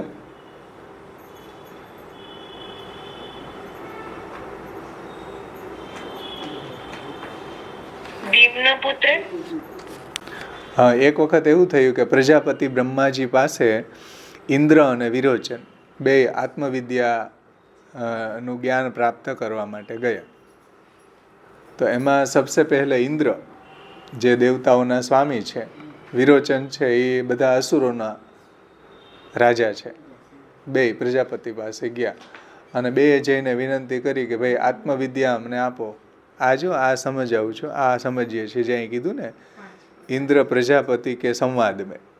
તો ઇન્દ્ર ને પ્રજાપતિનો સંવાદ શું હતો એ આ રીતે સમજાયું છે છાંદોગ્ય ઉપનિષદમાં. કે પછી બંને ગયા આત્મવિદ્યા મેળવવા માટે. પછી બંને પ્રજાપિતા બ્રહ્માજીને વિનંતી કરી કે અમને આત્મજ્ઞાન આપો. તો ब्रह्माजी हाँ प्रजापति ने कहा कि आत्मा वही है जिसे तुम देख रहे हो, ये आत्मा है. और उन्हें जल में अपना प्रतिबिंब देखने को कहा. तो जलनी अंदर बन्ने प्रतिबिंब जोયું ઇન્દ્રે અને વિરોચને. તો વિરોચન તો અસુર હતો એટલે અસુરની બુદ્ધિ એવી જ ચાલે એટલે એણે શું માન્યું, તો વિરોચન ने केवल देह यानी कि शरीर को ही आत्मा मान लिया और असुरों को यह शिक्षा दी કે દેહ જ આત્મા છે. 4 વાકવાદ દેહમાં ભોગ ભોગવન બધાય મોજ કરો, દેહ જ આત્મા છે. દેહાત્મ બુદ્ધિ જેને કહેવામાં આવે, કારણ કે જલમાં તો એને આ પોતાનું જ પ્રતિબિંબ પડે એટલે એનાથી એને એવું જ્ઞાન લીધું.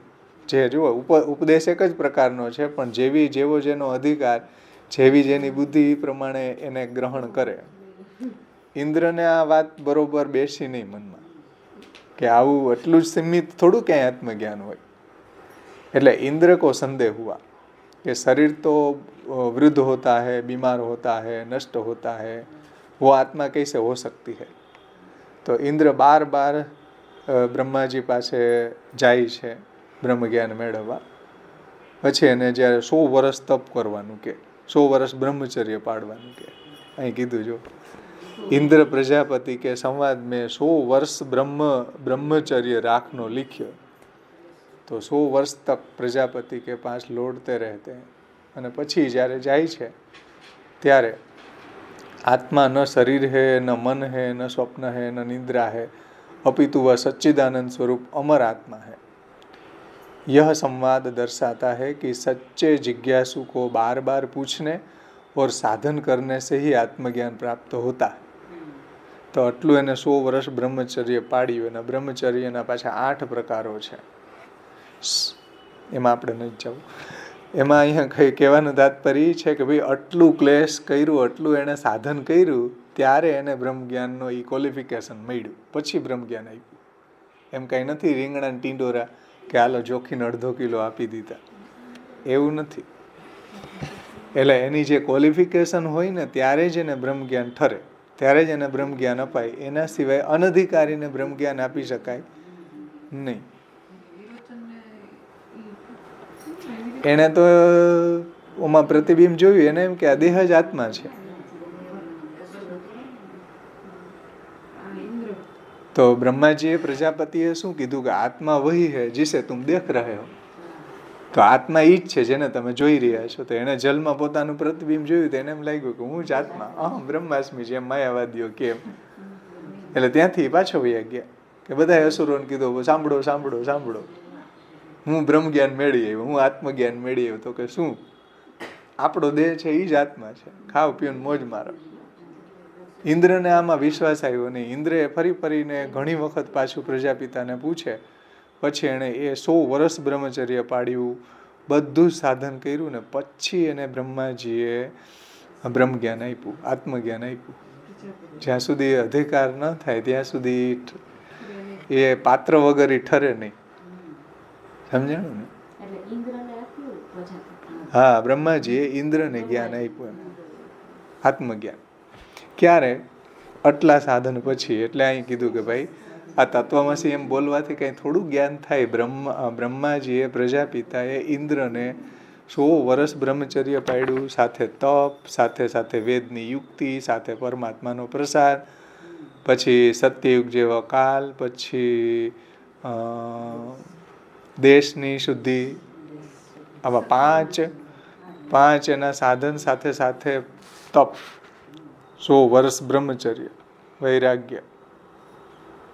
ત્યારે બ્રહ્મ જ્ઞાન મેળવવાના અધિકારી ઇન્દ્ર થયા અને બ્રહ્માજીએ ત્યારે એને બ્રહ્મ જ્ઞાન આપ્યું. એમ બધી જગ્યાએ ક્વોલિફિકેશન છે. આપણે ત્યાં બ્રહ્મ સંબંધ લેવા વખતે મહાપ્રભુજી એટલે એના બધા લક્ષણો બતાવ્યા, ક્વોલિફિકેશન બતાવ્યું કે માર્ગ રુચ્યા તાદ્રસત્વંચ ઉત્કટ ભજનાદર ગુરુ શુશ્રૂષા તદનુકૂળ પ્રશ્ન માર્ગ રુચિ વેશ ભાષા આચારેશ્ચ વધારણીય. કેટલા બધા એનું ક્વોલિફિકેશન મહાપ્રભુજીએ બતાવ્યું છે. તમે સ્કૂલમાં જાઓ તો ક્વોલિફિકેશન પહેલાં માગે, ભાઈ તમારા છોકરાને ભણાવો ને, કેટલી મેરિટ છે, શું છે, જોવે કે નહીં, કેમને આવે આવવા દો, ચાલો પા, એમ થોડી ચાલે. બધી જગ્યાએ છે. એમ અહીંયા ઇન્દ્ર અને પ્રજાપિતાના સંવાદમાં આ જ વાત છે. એમ કંઈ બ્રહ્મ જ્ઞાન આપી નથી દેતા કોઈ. જુઓ, તદુપરાંત એટલે આ 5 જે સાધન બતાવ્યા ને એની સાથે સાથે તદુપરાંત ઇન્દ્ર પ્રજાપતિ કે સંવાદ 100 વર્ષ બ્રહ્મચર્ય રાખનો लिख्यो है. समझ में આવ્યું? યા પ્રકાર બહુત શ્રમસો ઉરુક્લેશ. બહુત શ્રમસો એટલે ઉરુક્લેશ, બહુત શ્રમસો.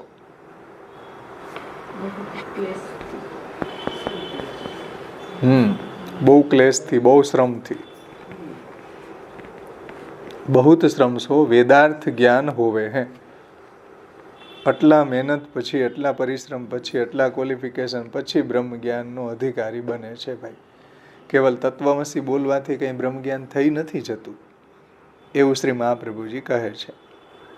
વિના સાધન यदि वेद के वाक्यन को अर्थ ज्ञान हो जातो होय तो कम ब्रह्मेत्युपासित खम ब्रह्मेत्युपासित छांदोग्य उपनिषद के कम ब्रह्म है ऐसे उपासना करनी, खम ब्रह्म है ऐसे उपासना करनी इत्यादि श्रुति के उपदेश करी के ही साधनहीन अभी के मनुष्य को ज्ञान सिद्धि क्यों नहीं होवे है, क्यों नहीं हो जावे है? तो हो जानी चाहिए, પણ આવું કંઈ થતું તો છે નહીં.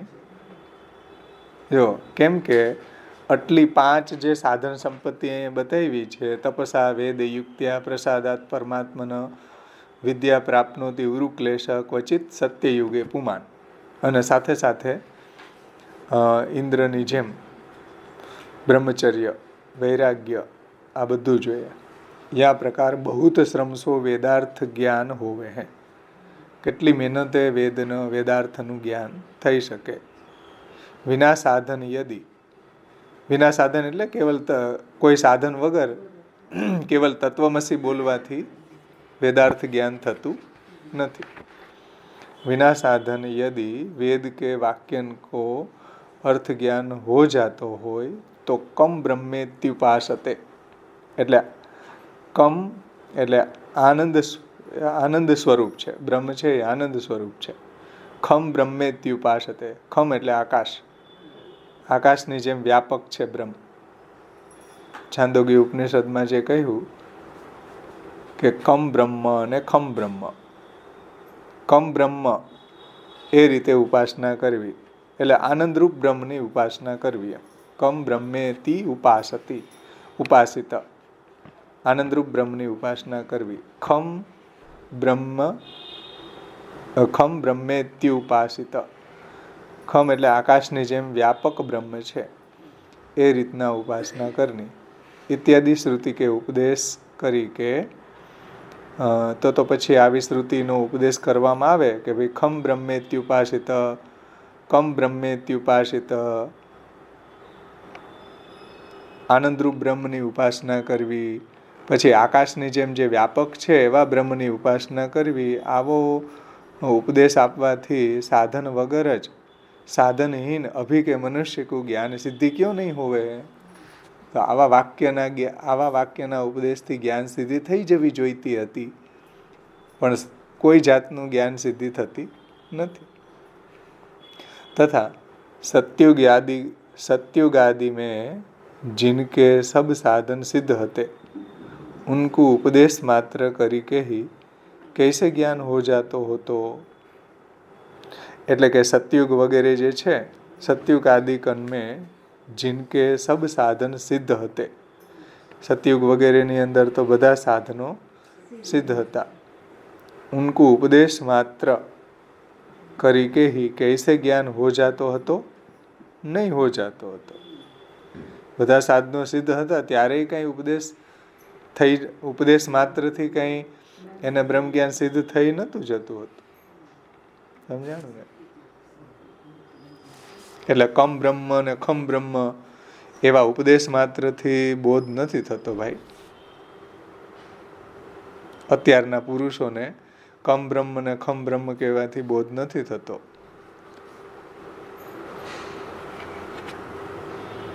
અને જો થતો હોય તો એને સર્વજ્ઞતાની અનુભૂતિ થવી જોઈએ.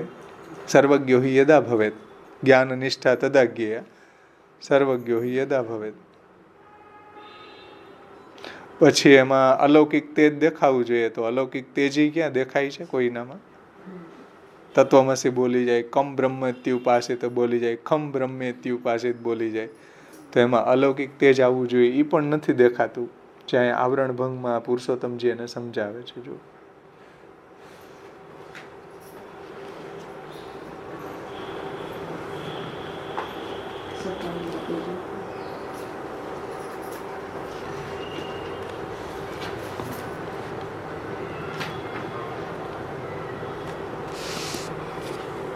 આવરણ ભંગમાં શું કીધું? જો મૂલમાં ઉરુક્લેશ પદ મૂકેલું છે. તેથી એમ સમજવું કે ઇન્દ્ર અને પ્રજાપતિના સંવાદમાં 101 વર્ષ સુધી બ્રહ્મચર્ય કહેલું છે. આ 5 સાધનોની સાથે સાથે 101 વર્ષ બ્રહ્મચર્ય કહ્યું, અને તે ક્લેશરૂપ છે. કેમ કે 8 પ્રકારનું બ્રહ્મચર્ય રાખવામાં ઘણો ક્લેશ થાય છે.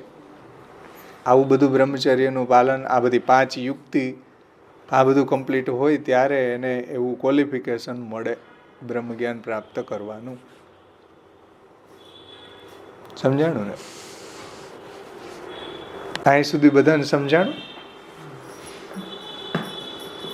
એટલે કેવલ ઉપદેશ માત્રથી બ્રહ્મ જ્ઞાન થતું નથી. આ 5 યુક્તિ જોઈએ. 5 યુક્તિની સાથે સાથે વૈરાગ્ય, બ્રહ્મચર્ય, આ બધું જોઈએ, ત્યાગ. સમજાણું ને? ત્યાં બ્રહ્મ જ્ઞાન જો ભગવાનની કૃપા હોય તો થાય. કેવલ તત્વમસી બોલવાથી કંઈ બ્રહ્મ જ્ઞાન ન થઈ જાય ભાઈ. આ માયાવાદીઓનું ખંડન છે. એ લોકો એમ કહે ને કે કેવલ તત્વમસી બોલવાથી બ્રહ્મ જ્ઞાન સિદ્ધ થઈ જાય છે. કોઈ એમ તત્વમસી બોલવાથી બ્રહ્મ જ્ઞાન સિદ્ધ થતું નથી. સિદ્ધ થઈ ગયું હોય તો જ્ઞાન નિષ્ઠા તદજ્ઞેય સર્વજ્ઞો યદા ભવેત. સર્વજ્ઞતા પ્રાપ્ત થવી જોઈએ ને, સર્વ જગ્યાએ એને અપરોક્ષ બ્રહ્માનુભૂતિ થવી જોઈતી હતી. તો એવું તો કંઈ થતું નથી. એટલે શ્રી મહાપ્રભુજીએ આ 5 જે વેદમાં યુગ બતાવ્યું ને, સાધન બતાવ્યા, 5 સાધન, કે આ 5 સાધન હોય, સાથે સાથે બ્રહ્મચર્ય અને વૈરાગ્ય હોય, તો અહીંયા બ્રહ્મના સ્વરૂપનું જ્ઞાન, ભગવાનની કૃપા હોય તો થાય, નહીંતર ન થાય. બોલો કેટલું અઘરું છે બ્રહ્મ જ્ઞાન, ઉરુક્લેશ છે ભાઈ. એના કરતાં મહાપ્રભુજીએ આપણને ભક્તિ બતાવી કેટલી સરળ છે. આ તો ઉરુક્લેશ છે. એના કરતાં ટાઢે છાંયે બેસીને ભગવાનની સેવા કરવામાં વાંધો શું આવે છે?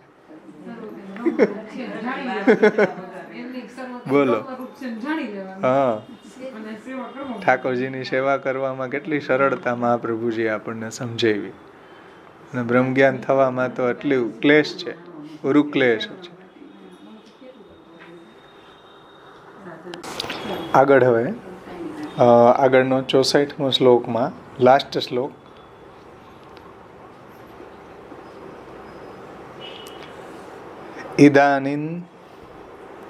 ઇદાનીમ તન્નાનામપી બોધઃ ઇતિ ચેત તત્ર સર્વજ્ઞત્વંચ ઇતિ.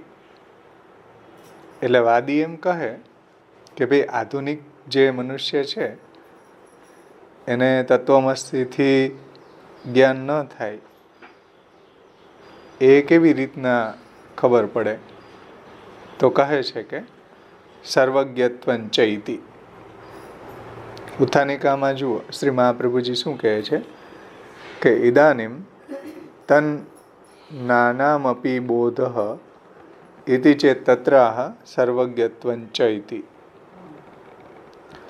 વાદી એમ કહે કે ભાઈ આધુનિક જે મનુષ્ય છે, ઇદાનીમ પૂર્વની જે વાત ચાલુ છે એમાં સંદર્ભમાં, એને તત્વમસીથી જ્ઞાન થતું નથી.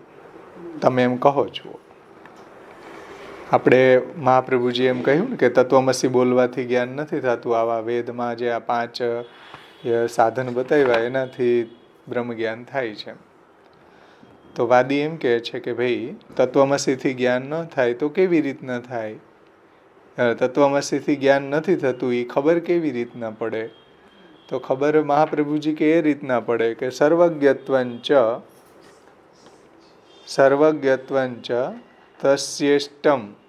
તસ્ય ઇષ્ટમ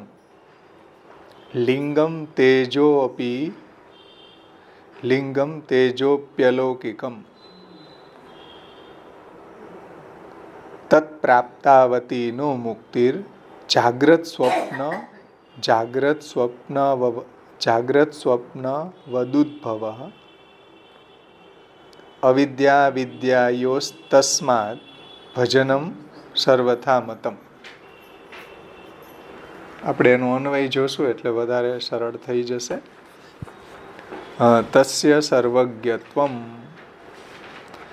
તેને આપ્યું ને તસ્ય ઇષ્ટમ, એમાંથી તસ્ય લીધું પહેલા. તસ્ય ઇષ્ટમ, તસ્ય એટલે તેને, સર્વજ્ઞત્વમ તેને પોતાને સર્વજ્ઞ થયો છે એવું જણાય. બ્રહ્મજ્ઞાન થઈ જાય ત્યારે શું અનુભૂતિ થાય? તો કહે છે કે સર્વજ્ઞત્વંચ તસ્ય ઇષ્ટમ, તેને પોતે સર્વજ્ઞ થયો છે એવું જણાય. ઇષ્ટમ લિંગમ, ઇષ્ટમ એ ખરેખર તેને બોધ થવાનું ચિહ્ન છે, લિંગ છે. ઇષ્ટલિંગમ એ ખરેખર તેને, એટલે જેને બ્રહ્મજ્ઞાન થયું છે તેને બોધ થવાનું ચિહ્ન છે. સમજાણું? બ્રહ્મજ્ઞાન જેને સિદ્ધ થયું છે એની નિશાની શું? તો કે ભાઈ સર્વજ્ઞતા પ્રાપ્ત થાય. જે મહાપ્રભુજીએ ઉપોદ્ઘાત પ્રકરણમાં આપણને સમજાવ્યું હતું ને કે જ્ઞાન નિષ્ઠા તદાજ્ઞેયા સર્વજ્ઞ હોય યદા ભવેત. તો એ વાત અહીંયા સમજાવે. વાદી એમ કહે છે કે તત્વમસીથી જ્ઞાન ન થાય એ કેવી રીતના ખબર પડે? તો મહાપ્રભુજી એમ કહે છે કે ભાઈ જ્ઞાન થયું હોય તો આવો અનુભવ થવો જોઈએ ને પોતાને. પછી બીજાને કેવો અનુભવ થાય? પોતાને તો સર્વજ્ઞતાની અનુભૂતિ થાય, બીજાને કેવી એને જોઈને ફિલિંગ આવે તો એ મહાપ્રભુજી સમજાવે. જુઓ હવે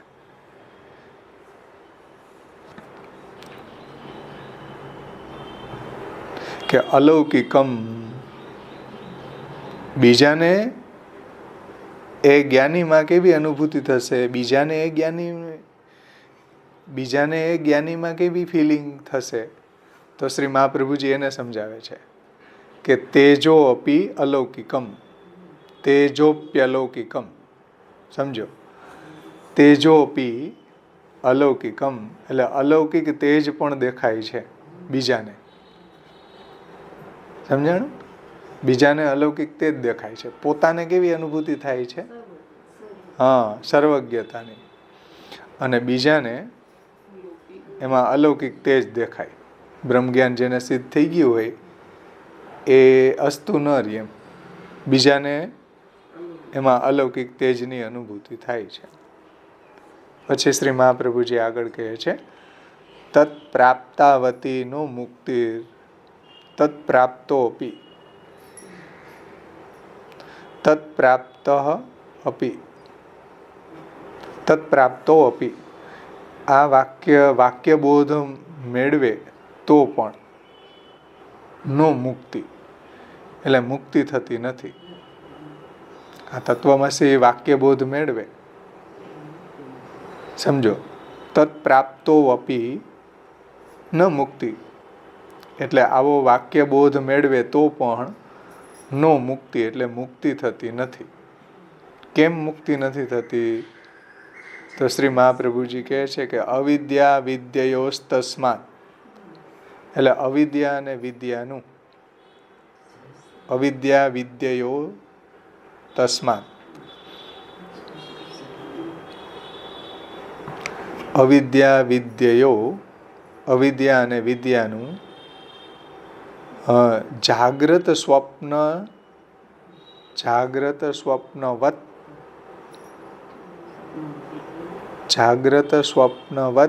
ઉદ્ભવ. ઠંડી છે. જાગ્રત સ્વપ્નવત ઉદ્ભવ છે ને, એટલે જાગ્રત સ્વપ્નવત ઉદ્ભવ એટલે જાગ્રત અવસ્થા અને સ્વપ્ન અવસ્થાની માફક. એટલે શું? જાગ્રત અવસ્થા અને સ્વપ્ન અવસ્થાની માફક એટલે પરસ્પર ઉપમર્દન થાય છે. જ્યારે જાગ્રત અવસ્થા હોય ત્યારે સ્વપ્ન અવસ્થા ન હોય, જ્યારે સ્વપ્ન અવસ્થા હોય ત્યારે જાગ્રત અવસ્થા ન હોય, પરસ્પર ઉપમર્દન કરે છે. એમ જ્યારે અવિદ્યા હોય ત્યારે વિદ્યા દબાઈ જાય, વિદ્યા હોય ત્યારે અવિદ્યાનું ઉપમર્દન થઈ જાય. એમ અવિદ્યા વિદ્યે જાગ્રત સ્વપ્નવત ઉદ્ભવ. તો જાગ્રત સ્વપ્નની જેમ ઉદ્ભવ થાય છે. કેવી રીતના? તો શ્રી મહાપ્રભુજી કહે છે કે અવિદ્યા અને વિદ્યાનું જાગ્રત સ્વપ્નવત, જાગ્રત અવસ્થા અને સ્વપ્ન અવસ્થાની માફક પરસ્પર ઉપમર્દન થાય છે. એટલું બ્રેકેટમાં અધ્યાર કરવાનો છે સમજવા માટે. પરસ્પર ઉપમર્દન થાય છે. તસ્માત અહીં કહ્યું ને અવિદ્યા વિદ્યયોર તસ્માત. તસ્માત એટલે વિદ્યાના ઉપમર્દનથી. જો વિદ્યાનું ઉપમર્દન થઈ જાય તો વિદ્યાના ઉપમર્દનથી પુનઃ અવિદ્યા આવી જાય છે. તસ્માદ એટલે તેથી, તેથી એટલે કે વિદ્યાનું ઉપમર્દનથી પુનઃ અવિદ્યા આવી જાય છે. એ હેતુથી સમજાણું?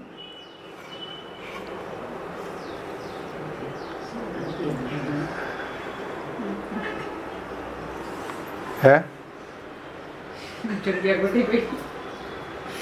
શું થયું? ઉપમર્દન થઈ ગયું? કેવા શું માગે? જુઓ, પોતે સર્વજ્ઞ થયો છે એવું જણાય અને ઇષ્ટમ લિંગમ એ ખરેખર એને બોધ થવાનું ચિહ્ન છે. પછી બીજાને જ્ઞાન થવાય, બીજાને જ્ઞાન કેવી રીતના થાય? તો કે અલૌકિકમ તેજો, અલૌકિક તેજ પણ એનામાં બીજાને દેખાય છે. તત્પ્રાપ્તોપી આ આ વાક્યબોધ મેળવે તો પણ નો મુક્તિ, એને મુક્તિ થતી નથી. કેમ નથી થતી? તો કે ભાઈ વિદ્યા અવિદ્યયો જાગ્રત સ્વપ્નવત, એટલે અવિદ્યા અને વિદ્યાનું જાગૃત અને સ્વપ્ન અવસ્થાની માફક પરસ્પર ઉપમર્દન થઈ જાય. મતલબ કે એની જો અવિદ્યા એની ઉપમર્દન થઈ હોય ને વિદ્યાની પ્રાપ્તિ થઈ હોય, તો ફરી પાછી જો અવિદ્યા હાવી થાય અને વિદ્યાને દબાવી દે તો ફરી પાછું એ સંસારી થઈ જાય. એટલે મહાપ્રભુજી કહે છે કે તેથી વિદ્યાના ઉપમર્દનથી જો પુનઃ અવિદ્યા એની ઉપર હાવી થઈ જાય, તેથી પાછો હતો એવો સંસારી થઈ જાય એમ.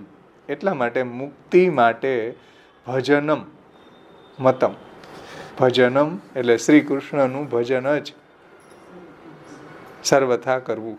ભજનમ સર્વથા મતમ એટલે શ્રી કૃષ્ણનું ભજન જ સર્વથા કરવું. સમજાણી વાત આખી? સર્વથા ભજન જ કરવું. કેમ કે જ્ઞાનની અંદર આ પ્રોબ્લેમ છે. જ્ઞાન સિદ્ધ થઈ ગયા પછી જો અવિદ્યા જે છે એ પાછી હાવી થઈ જાય ને વિદ્યાનું ઉપમર્દન થઈ જાય, તો પાછું એને હતો ને એવો સંસારી થઈ જાય. એટલા માટે આ વિદ્યા અને અવિદ્યા ને બધું દૂર થઈ જાય, એટલા માટે ભગવાન શ્રી કૃષ્ણનું ભજન જ કરવું. એટલે જ્ઞાનમાં એટલી રિસ્ક છે એમ. આટલું ક્લિષ્ટ સાધન કર્યા પછી આવા 5 સાધનો બતાવ્યા ને, તપસા વેદ યુક્ત્યા ચ પ્રસાદાત પરમાત્મનો, આવા 5 સાધન કર્યા, બ્રહ્મચર્યનું પાલન કર્યું, વૈરાગ્ય બધુંય કર્યું, છતાંય એવું જ્ઞાન સિદ્ધ થવું એ કેવું છે? ઉરુક્લેશ, ક્લેશવાળું છે. અને એ પણ પાછું રિસ્કી છે એમ.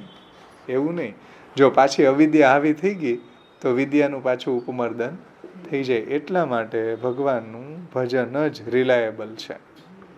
ભજનમ સર્વથા મતમ, ભગવાનનું ભજન કરવું જોઈએ. એનાથી તો વિદ્યા અને અવિદ્યા બધું દૂર થઈ જશે. પાછું ઉપમર્દનનો કોઈ પ્રશ્ન જ નહીં આવે. હવે આપણે ટીકા જોઈ લઈએ. બધાને શ્લોકનો અર્થ સમજાઈ ગયો હશે સારી રીતે. હવે શ્રી મહાપ્રભુજી પ્રકાશમાં આજ્ઞા કરે છે. બ્રજભાષામાં પ્રકાશને આવરણ ભંગ બંને આપ્યું છે.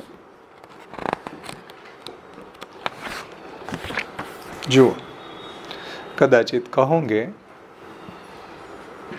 શ્લોક વ્યવસ્થિત જ્યાં સુધી ન સમજાય ત્યાં સુધી ટીકા સમજમાં ન આવે.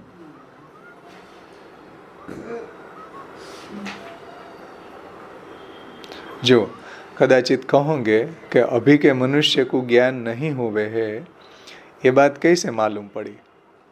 मायावादी एम के આપણને કે તમે એમ કહો કે જ્ઞાન નથી થતું, તત્વમસી કહેવા માત્રથી જ્ઞાન નથી થતું. આવી 5 સાધનો જે વેદમાં બતાવ્યા છે, તપસા વેદ યુક્તિ ને પ્રસાદાત પરમાત્માનો, અને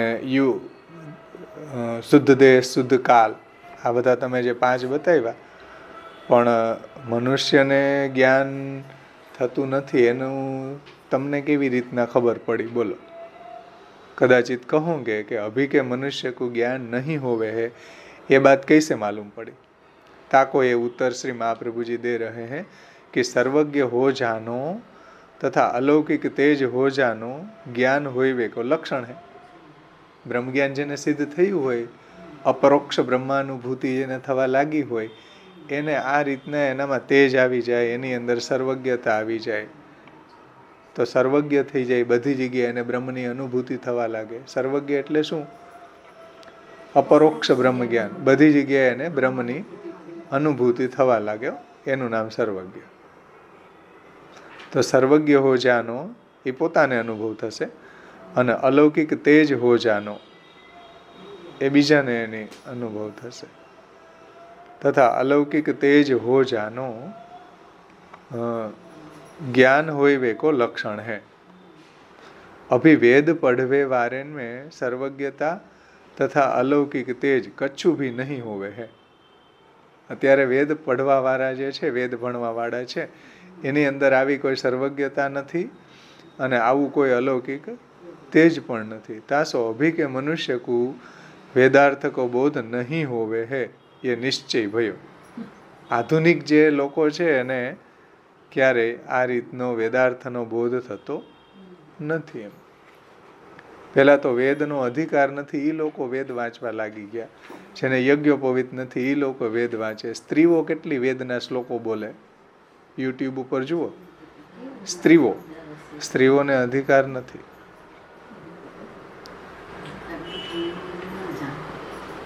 કેટલી સ્ત્રીઓ વેદના શ્લોકો બોલતી હોય છે.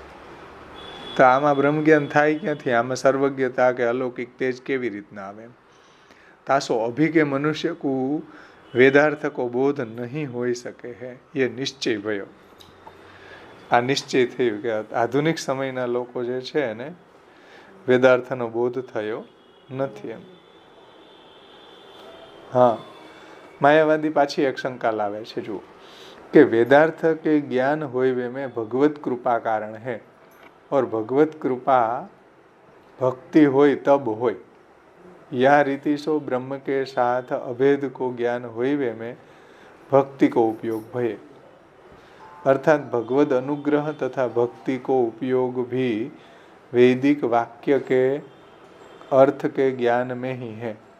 या प्रकार की शंका होती हो तो वाको समाधान में कहते हैं. આ શંકા માયાવાદી શા માટે લાવે છે? તો માયાવાદીઓના મતમાં એવું છે કે જ્ઞાન માટે ભક્તિ કરવી. ભક્તિની ઉપયોગિતા શું? જ્ઞાન થવા માટે. એટલે ભક્તિ કરીએ તો જ્ઞાન થાય, ભક્તિ કરીએ તો અંતઃકરણ શુદ્ધ થાય, અને શુદ્ધ અંતઃકરણમાં પછી જ્ઞાન સિદ્ધ થાય. એવું શંકરાચાર્યજીનો મત છે.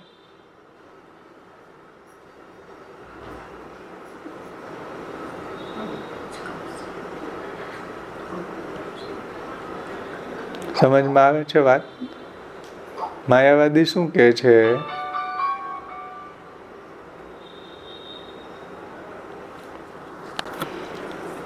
વેદાર્થ કે જ્ઞાન હોય વે મેં ભગવત કૃપા કારણ હે. આ એને શંકા કેમ ઉઠાવી કે ભાઈ તમે અહીંયા જે 5 આ બતાવી સાથે સાથે ભક્તિ ને કેમ ન લીધી? કારણ કે એ લોકો જ્ઞાનના માટે ભક્તિનો ઉપયોગ કરે છે. એટલે ભક્તિ કરો તો જ્ઞાન થાય. એમ ભક્તિ કરો તો શું થાય? અંતઃકરણ શુદ્ધ થાય, ને એ શુદ્ધ અંતઃકરણમાં જ્ઞાન થાય. એમ પછી ભક્તિની કાંઈ જરૂર નથી. એટલે માયાવાદીઓના મતમાં કોઈની ભક્તિ ચાલે, ગમે એની ચાલે. શિવજી હોય, દુર્ગા હોય, ગણપતિ હોય, કૃષ્ણ હોય. શંકરાચાર્યજી બધાની સ્તુતિ લખી, દેવી દેવતાઓની લખી, કૃષ્ણની લખી, યમુનાજીની લખી, બધાની સ્તુતિઓ લખી. પણ શા માટે? અંતઃકરણની શુદ્ધિ માટે. બાકી એનું કાંઈ કામ નથી. શુદ્ધ અંતઃકરણમાં ભગવાનનું ભક્તિ કરવાથી અંતઃકરણ શુદ્ધ થાય, અને પછી એમાં જ્ઞાન સિદ્ધ થાય. એટલો જ ઉપયોગ છે. બાકી ભક્તિનો બીજો કોઈ ઉપયોગ નથી એના મતમાં. તો એ એટલા માટે એ કહે છે કે વેદાર્થ કે જ્ઞાન હોયવે મેં ભગવત કૃપા કારણ હે, ઓર ભગવત કૃપા ભક્તિ હોય તબ હોય હે. હો, સમજો? આપણે ત્યાં એવું નથી. આપણે ત્યાં ભગવત કૃપા હોય તો ભક્તિ થાય. એ શું કે ભગવત કૃપા ભક્તિ હોય તબ હોય, હે ને? એમ કે ભક્તિ કરો તો ભગવત કૃપા થાય. સમજમાં આવે છે? આપણાથી ઉલટું છે. આપણે ત્યાં ભગવાનની કૃપા હોય તો ભક્તિ થાય. હા, સમજાણું? એટલે ભગવત કૃપા હોય તો ભક્તિ થાય, ભક્તિ કરે તો જ્ઞાન થાય. એની આ રીતના પ્રોસેસ છે. તો યા રીતિ સો બ્રહ્મ કે સાથ અભેદ કો જ્ઞાન હોય વે મેં, એટલે બ્રહ્મની સાથે અભેદ જીવનું ऐक्य અભેદ જ્ઞાન હોય વે મેં. કારણ કે કેવલ અદ્વૈતી છે, કેવલ અદ્વૈત માને છે. તો બ્રહ્મ કે સાથ અભેદ કો જ્ઞાન હોય વે મેં ભક્તિ કો ઉપયોગ ભયો. આ રીતે કે ભક્તિ થવાથી ભગવાનની કૃપા થાય. અને યા રીતિ સો બ્રહ્મ કે સાથ અભેદ કો જ્ઞાન હોય વે મેં ભક્તિ કો ઉપયોગ है. અર્થાત એનું તાત્પર્ય શું કે ભગવદ અનુગ્રહ तथा भक्ति को उपयोग भी वैदिक वाक्यन के अर्थ के ज्ञान में ही है. એટલે શંકરાચાર્યજી એમ કહે છે કે ભાઈ ભગવાનનો અનુગ્રહ અને ભગવાનની ભક્તિ. એનો ઉપયોગ વૈદિક વાક્યના જ્ઞાન થવામાં છે. કેમ કે ભક્તિ થાય ને ભક્તિથી ભગવાનનો અનુગ્રહ થાય અને એનાથી જ્ઞાન થાય. ભક્તિથી ज्ञान થાય. तो वैदिक वाक्यन के अर्थबोध में, ज्ञान में ही, अर्थबोध में इनकी वैदिक वाक्यन के अर्थ के ज्ञान में ही है भक्ति को उपयोग. या प्रकार की शंका होती होय ताको समाधान श्री महाप्रभु जी करे हैं. एनु समाधान होय नीचे समझावे जुओ. इसको उत्तर भगवत कृपा सो उपनिषद करी के महावाक्यार्थ विद्या की प्राप्ति भये पीछे भी, अर्थात वेदोक्त ज्ञान भये पीछे भी अधिकार के अनुसार सायुज्य मुक्ति अथवा तो ब्रह्म भाव प्राप्त होवे के अर्थ भक्ति अवश्य करनी चाहिए. समझो કે ભગવત કૃપા સો ઉપનિષદ કરી કે મહાવાક્યાર્થ વિદ્યા, જે આપણે જોયું મહાવાક્ય, એતદાત્મમિદમ સર્વમ તત્સત્યમ સ આત્મા તત્વમસી શ્વેત કેતો. એ મહાવાક્યાર્થ વિદ્યા કી પ્રાપ્તિ ભય, તો એ મહાવાક્યમાં બતાવેલી જે વિદ્યા છે, મહાવાક્યાર્થ વિદ્યા કી પ્રાપ્તિ ભયે પીછે, તો આવી વિદ્યાની પ્રાપ્તિ થઈ જાય પછી પણ, અર્થાત વેદોક્ત જ્ઞાન ભયે પીછે ભી, એટલે વેદોક્ત જ્ઞાન થઈ પણ ગયું. હા, જે અહીંયા 5 પ્રકારના બતાવ્યા ને, તપસા ને વેદ યુક્ત્યા અને પ્રસાદાત પરમાત્મન અને સત્યયુગે દેશ ને વગેરે, તો એ જ્ઞાન થઈ ગયા પછી પણ ભગવાનની ભક્તિ જરૂરી છે. સમજો ધ્યાનથી. વેદોક્ત જ્ઞાન ભયે પીછે ભી अधिकार के अनुसार सायुज्य मुक्ति अथवा ब्रह्मभाव प्राप्त होवे के अर्थ, એટલે વેદનું જ્ઞાન તો કમ્પ્લીટ થઈ ગયું. આ 5 જે સાધનો બતાવ્યા એ પ્રાપ્ત કરીને, પણ વેદાર્થનું જ્ઞાન થઈ ગયા પછી પણ એને ફલ પ્રાપ્તિ કરવા માટે ભક્તિની જરૂર પડશે. અધિકારને, એના અધિકાર અનુસાર સાયુજ્ય મુક્તિ અથવા તો બ્રહ્મભાવની પ્રાપ્તિ માટે. તો સાયુજ્ય મુક્તિ અથવા બ્રહ્મભાવ પ્રાપ્ત હોય કે અર્થ ભક્તિ અવશ્ય કરની ચાહીએ. આટલું બધું કમ્પ્લીટ સાધન થઈ ગયા પછી પણ ફલ પ્રાપ્તિ માટે તો ભક્તિ જરૂરી છે, કમ્પલસરી છે. ક્યોંકિ જ્ઞાન શા માટે, હવે જો એને જસ્ટિફાય કરે છે ઉપપત્તિથી કે શા માટે ભક્તિ જરૂરી છે. ક્યોંકि જ્ઞાન કો તિરોભાવ હોય કે અજ્ઞાન પ્રગટ હોઈ જાય તો જ્ઞાન કે અર્થ કિયો ભયો પરિશ્રમ વ્યર્થ હોઈ જાય. એટલે જ્ઞાન કો તિરોભાવ થઈ જાય એટલે અવિદ્યા જે છે એ પાછી જો હાવી થઈ જાય અને જ્ઞાનનો તિરોભાવ થઈ ગયો તો પાછા એ અજ્ઞાની થઈને હતો એવો ને એવા એ અવિદ્યાગ્રસ્ત સંસારી બની જાય. ક્યોંકि ઉપમર્દન જ થયું છે ને, સ્વપ્ન જાગરણ સ્વપ્નવત, જે મહાપ્રભુજીએ કહ્યું ને, જાગ્રત સ્વપ્નવત ઉદ્ભવ, એને સમજાવે છે જો પ્રકાશમાં. ક્યોંકि શા માટે ભાઈ ભક્તિની જરૂર છે જ્ઞાન પ્રાપ્ત થઈ ગયા પછી પણ? કેમ કે જ્ઞાન કો તિરોભાવ હોય કે અજ્ઞાન પ્રગટ હોઈ જાય તો જ્ઞાન કે અર્થ કિયો ભયો પરિશ્રમ વ્યર્થ હોઈ જાય. સમજાણું ને?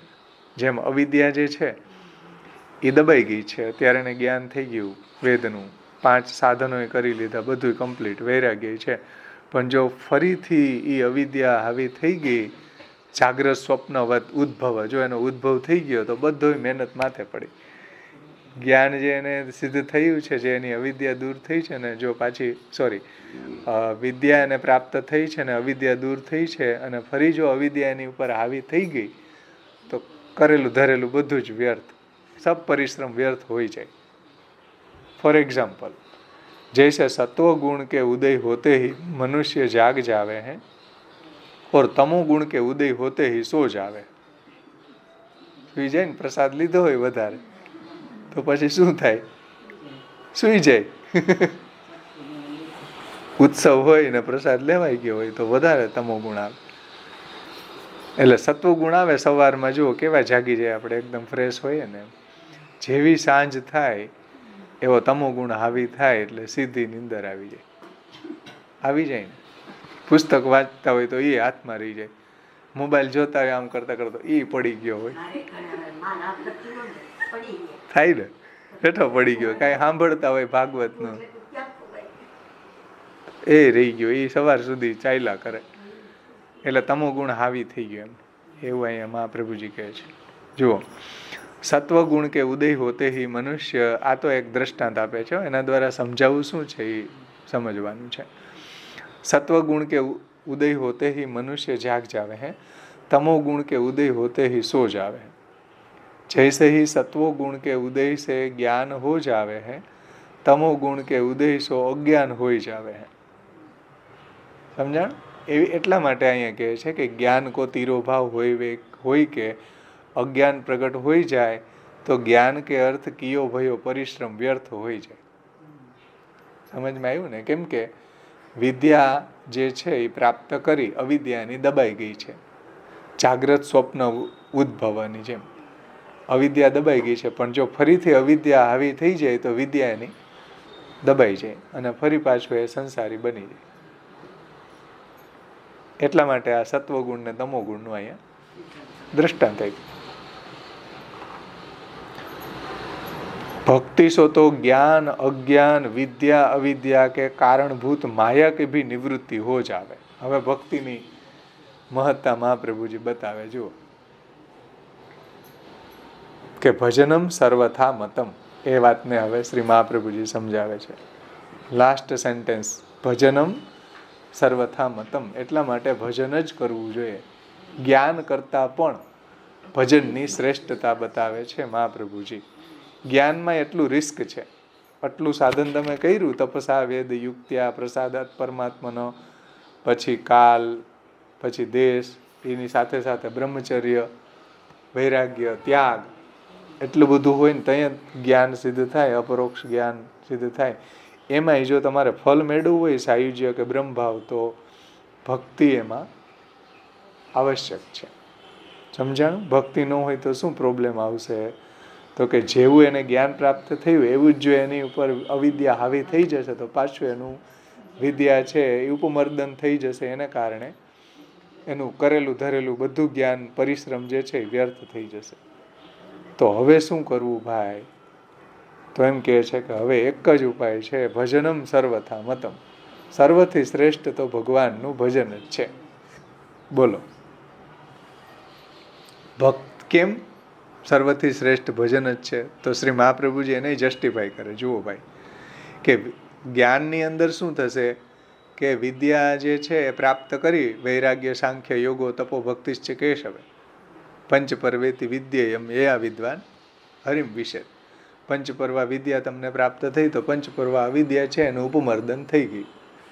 પણ એ સુપ્ત પ્રતિબુદ્ધ ન્યાયથી કે આ જાગ્રત સ્વપ્ન ઉદ્ભવ ન્યાયથી ફરી પાછું જો અવિદ્યા હાવી થઈ તો વિદ્યા પાછી ઉપમર્દન થઈ જશે, દબાઈ જશે. તો જેટલો બી પરિશ્રમ તમે વિદ્યાને પ્રાપ્ત કરવા માટે કર્યો એ બધો જ વ્યર્થ થઈ જશે. એટલે જ્ઞાન માર્ગમાં આ પડવાના ચાન્સીસ પૂરા છે. ભક્તિ માર્ગ એક એવો છે કે જે બધાથી સુપિરિયર છે, બધાથી શ્રેષ્ઠ છે. કે આવા જ્ઞાનમાં રિસ્ક છે, આટલું સાધન કર્યા પછી પણ ભજનમ સર્વથા મતમ. એટલા માટે ભજન છે એ સર્વથી શ્રેષ્ઠ છે. કેમ? તો કે એમાં વિદ્યા અને અવિદ્યા જે શક્તિ છે, જેની કોની શક્તિ છે? વિદ્યા અને વિદ્યા માયાની. તો એ માયા દૂર થઈ જાય છે ભગવાનની ભક્તિથી, ભગવાનને શરણે જવાથી. સમજો? એટલે ઉપમર્દનનો પ્રશ્ન જ નથી રહેતો. વિદ્યા અને અવિદ્યા બંને નલ એન્ડ વોઇડ, બંને ખતમ થઈ જાય. કેમ કે માયાની શક્તિ છે ને માયાને તો ભક્ત તરી જાય છે.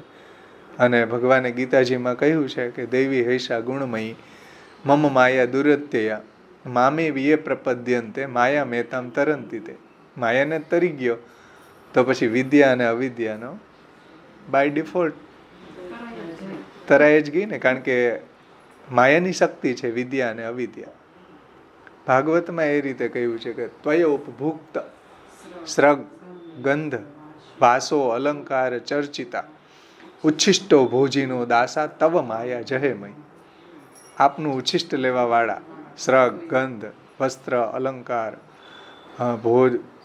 ભોજ્ય પદાર્થ એને આપની માયાને જીતી લીધી છે. ભગવાન કહે, ઉદ્ધવજી કહે તવે ઉપભુક્ત શ્રગ ગંધ વાસો અલંકાર ચર્ચિતા ઉચ્છિષ્ટ ભોજીનો દાસા તવ માયા જહેમે. અહીંયા જેમ શરણાગતિ વાળાની વાત કરી એમ ભાગવતમાં સેવા વાળાની વાત કરી કે આપનું ઉચ્છિષ્ટ લેવા વાળા અમો દાસોએ આપની માયાને જીતી લીધી છે.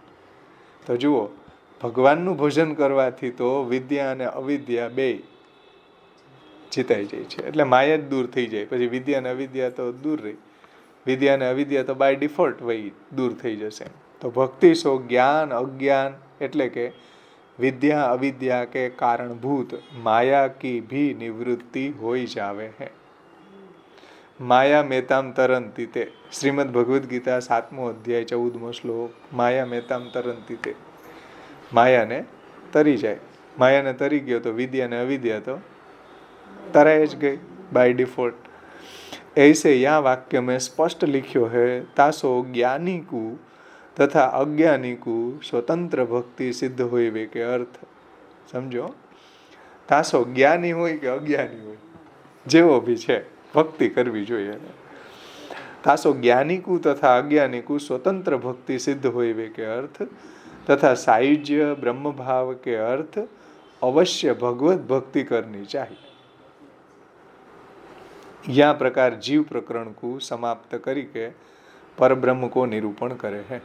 आ रीतना जीव प्रकरण अहींया श्री महाप्रभुजीनी कृपाथी આપણું સંપન્ન થયું. હવે બ્રહ્મ પ્રકરણની શરૂઆત કરવામાં આવે છે. સમજમાં આવ્યું ને? એટલે જ્ઞાની હોય કે અજ્ઞાની હોય એણે ભગવાનની ભક્તિ કરવી જોઈએ. સાયુજ્ય અને બ્રહ્મભાવની પ્રાપ્તિ માટે પણ ભગવાનની ભક્તિ કરવાથી માયા જ તરી જવાય છે. માયા તરી ગયા તો વિદ્યા અને અવિદ્યાને પછી ઉપમર્દન થઈને અવિદ્યા જાગૃત થાય, જાગ્રત સ્વપ્ન ઉદ્ભવની જેમ. એવો કોઈ હવે ડરવાનો એને ભય નથી ભાઈ. તો ભક્તિ આટલી શ્રેષ્ઠ મહાપ્રભુજી સમજાવી છે. સમજમાં આવી બધાને? કોઈને કાંઈ પ્રશ્ન છે?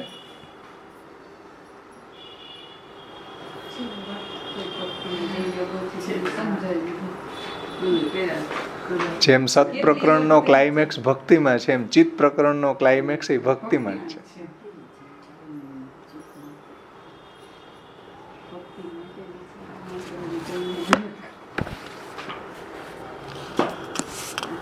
એટલે ભક્તિ જ બધાથી શ્રેષ્ઠ છે. હા હા બોલો.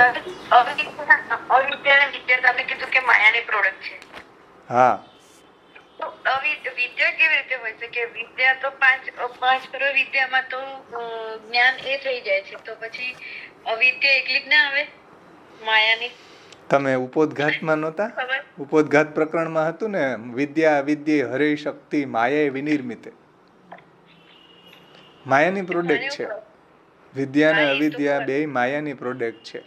તો માયા દૂર થઈ ગઈ ભગવાનને શરણે જવાથી, તો બે દૂર થઈ ગઈ ને બાય ડિફોલ્ટ. વિદ્યા અને અવિદ્યા બે દૂર થઈ ગઈ.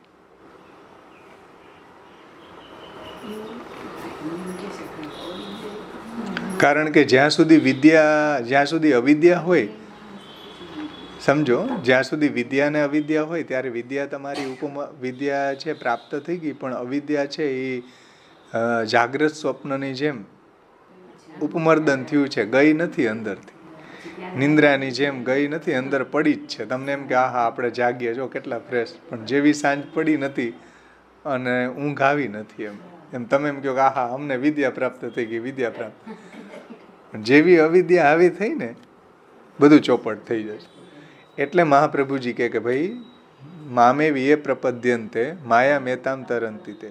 મારા શરણે જે કોઈ આવી જાય એ માયાને તરી જાય. માયાને તરી ગયા તો વિદ્યા અને અવિદ્યા બે માયાની પ્રોડક્ટ છે, એ તરાઈ ગઈ. પછી એનો ઉપમર્દનનો કોઈ પ્રશ્ન જ નથી. એટલે ભક્તિ જ સર્વથી શ્રેષ્ઠ ઉપાય છે. ભક્તિ જ સર્વથી સરળ ઉપાય છે. ભક્તિ જ સુખદ છે.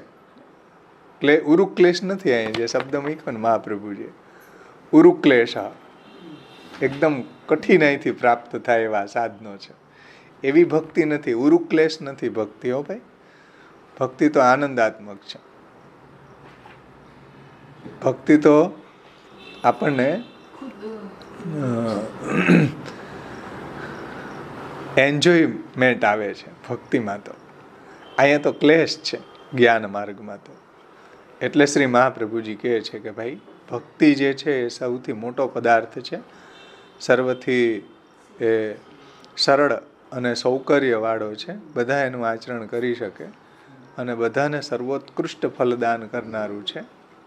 અને જ્યાં વિદ્યા અને અવિદ્યા બંને જ દૂર થઈ જાય છે, કેમ કે ભગવાનના શરણે જવાથી ભગવાનનું ઉચ્છિષ્ટ લેવાવાળા ભગવાનના ભક્તો, ભગવાનની સેવા કરવાવાળા ભગવાનના ભક્તો જે છે એ માયાને તરી જાય છે. એટલે ભક્તિ જ સર્વથી શ્રેષ્ઠ છે. બોલો, કેટલી ડિગ્નિટી છે ભક્તિની, આપણને કિંમત નથી. એટલે મહાપ્રભુજીના ગ્રંથો સમજવા જરૂરી છે કે આપણને જે મળ્યું છે એનું આપણને પરિજ્ઞાન થાય, એની કિંમત થાય. આ તો કિંમત ન થાય, ભક્તિ બધાય કરે, એની કંઈ વેલ્યુ ન થાય. પણ જુઓ શાસ્ત્રાર્થ ખબર પડે, જ્ઞાન માર્ગીઓને કેટલી 20-100 થાય, જ્ઞાન માર્ગીઓને ખબર પડે. હા, અને કિયો ભયો અહીં કીધું ને કે કિયો ભયો સબ પરિશ્રમ વ્યર્થ હોઈ જાય. જો પાછું અવિદ્યા આવી થઈ ગઈ, જ્ઞાન વિદ્યા પાછી દબાઈ જાય.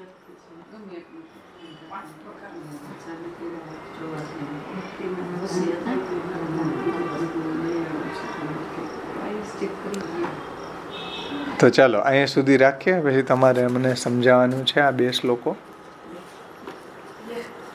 આવતે વખતે આપણે પ્રમેય રત્ન સંગ્રહમાંથી મૂળ રૂપ વિવેકની શરૂઆત કરશું અને આનું રિવિઝન કરી લેશું. આગળ જે આપ્યું છે ઇન શોર્ટમાં એક શ્લોકનો સેન્ટ્રલ આઈડિયા એ રિવિઝનમાં લઈ લેશું આપણે.